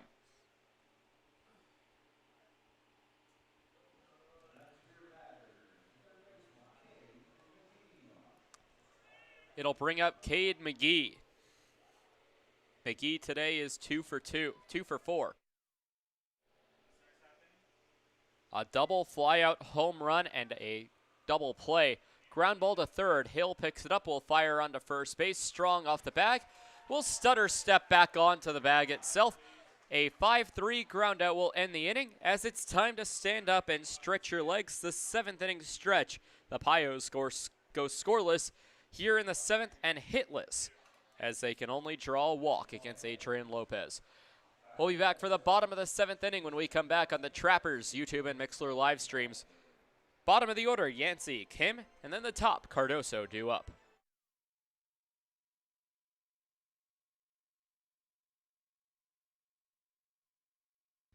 When it comes to clothing in the capital area, Total Beauty and Speedway Laundry have you covered. Speedway Laundry offers the fastest way to clean clothes, with free Wi-Fi offered while you wait. Next door, family-owned and operated Total Beauty has a constantly changing inventory of top-quality clothing.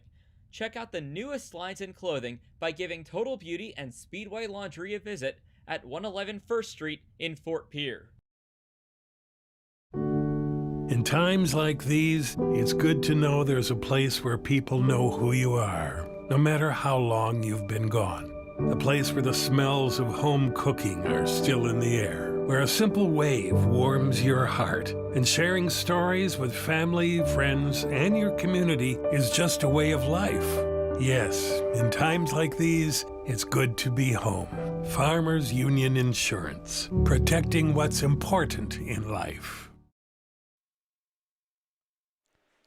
7th inning stretch just wrapping up here at Hyde Stadium. As we're ready for the bottom of the 7th inning, bottom of the 5th, was a big inning for the Trappers as they were able to put up 3 runs and cut it to a 4-run deficit. In fact, they brought the tying run to the plate. But Brandon Haston has come into the game and effectively shut down the Pierre Trappers, striking out 2 batters to end the frame in the 5th. Then a perfect frame in the 6th inning with 2 strikeouts and a foul out to the third base side. Leading things off will be Cole Yancey, the left fielder, as the first pitch will miss for ball 1. Cole Yancey today, 2 for 3 with a pair of doubles. So 2 doubles and a strikeout swinging. Haston, another fastball, goes high. Haston with one of the faster fastballs that the Trappers have seen this season. 2 balls, no strikes, middle infield playing on the outfield grass, or that border right between the dirt and the outfield grass. As a called strike will run the count to 2 balls and 1 strike. It's Yancey, the left fielder, then Kim, the center fielder, and Cardoso, the right fielder, due up. The 8-9-1, it just so happens to be all 3 members of the outfield. A called strike low will even the count to Yancey 2-2, as Haston has kept dealing against the Trappers. His numbers speak for themselves as he came into this appearance with a 1.97 ERA in just over 13 innings pitched. And there's another strikeout. Strikeout number 5 of the ballgame, and that one's looking. Cole Yancey will be gone on strikes for the 2nd time this ballgame, but the first time looking at it. So that will go for the first out of the inning as it brings up Andrew Kim. Kim got his 2nd base hit as a Trapper in his last at-bat in the 5th. He's 1 for 3. With a fly out to right, a ground out to first unassisted, and a single being stranded at third later that inning. First pitch catches the zone at the knees for a 0-1 count with 1 away here in the bottom of the 7th. Trappers trail by 4. Mentioned it earlier, but the 24 combined base hits as a check swing. Appeal down to second base. No swing will even the count to 1 ball and 1 strike. The 24 combined base hits for the Pioneers and the Trappers. The most by the Trappers and their opponents this season. 2 balls and 1 strike with 1 away in the inning. Bottom of the 6th in the Expedition League scoreboard, the Fremont Moo and Hastings Sodbusters. It's a 7-4 Sodbuster lead. It's a swing and a miss for strike number 2. Will even the count to 2 balls and 2 strikes. I mean, that hasn't updated in a while, as it still says that this game's in the 4th inning. There we go. There's the updated scores. Bottom of the 9th inning now from Hastings. Has called strike number 3. Strikeout number 6. Brandon Haston, have yourself a day. Another strikeout looking. It'll bring up Caden Cardoso, who's 1 for 3 today.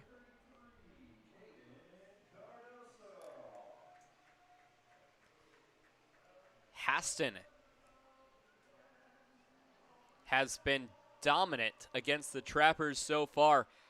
Has not allowed a single runner to reach. Has struck out 6 and 7 batters faced. First pitch, high and outside, will miss, ball 1. Around the Expedition League, bottom of the 9th, Fremont leading Hastings 9-7. Top of the 2nd inning, the Horseheads lead the Sasquatch 2-1. The Mining City Tommyknockers lead the Canyon County Spuds 2-0.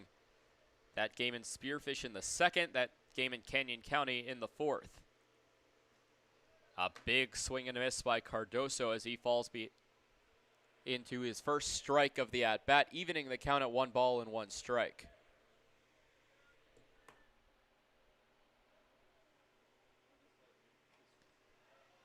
Pitch will miss. 2 balls, 1 strike now to Cardoso. Game was called at Corbett Field due to rain in 6 innings. The Big Sticks victorious over the SaberDogs 2-0. 2-1 will be popped foul, putting the count even to 2 balls and 2 strikes.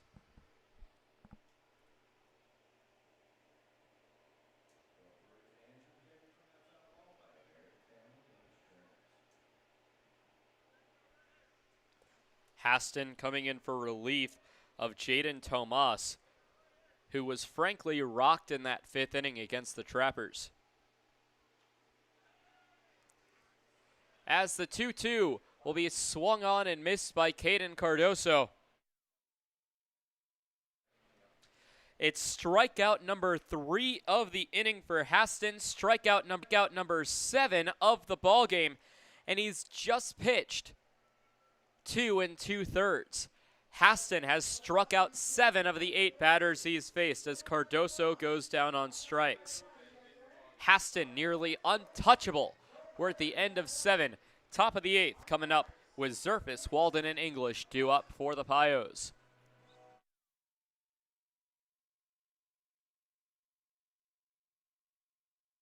Hey, it's the old Top Gator here with Gators Pizza Pasta Subs in the Northridge Plaza. Gators is known for top quality food. Now you can have our food selections delivered right to your front door using DoorDash. That's right, now you have 4 ways that you can get great Gators food. Dine in, carry out, curbside pickup, and now delivery through DoorDash. Gators has been serving the Pierre area and now Trappers baseball fans since 1987. Gators Pizza Pasta Subs in the Northridge Plaza.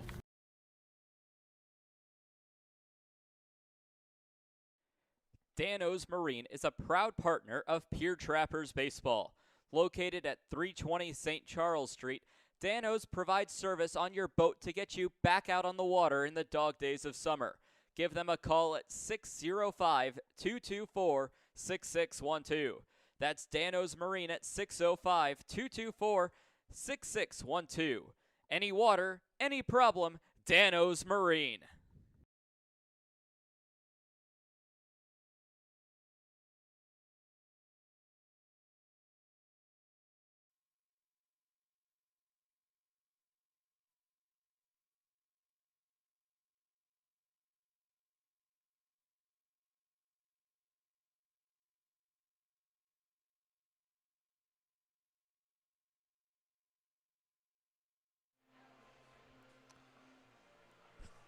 New pitcher coming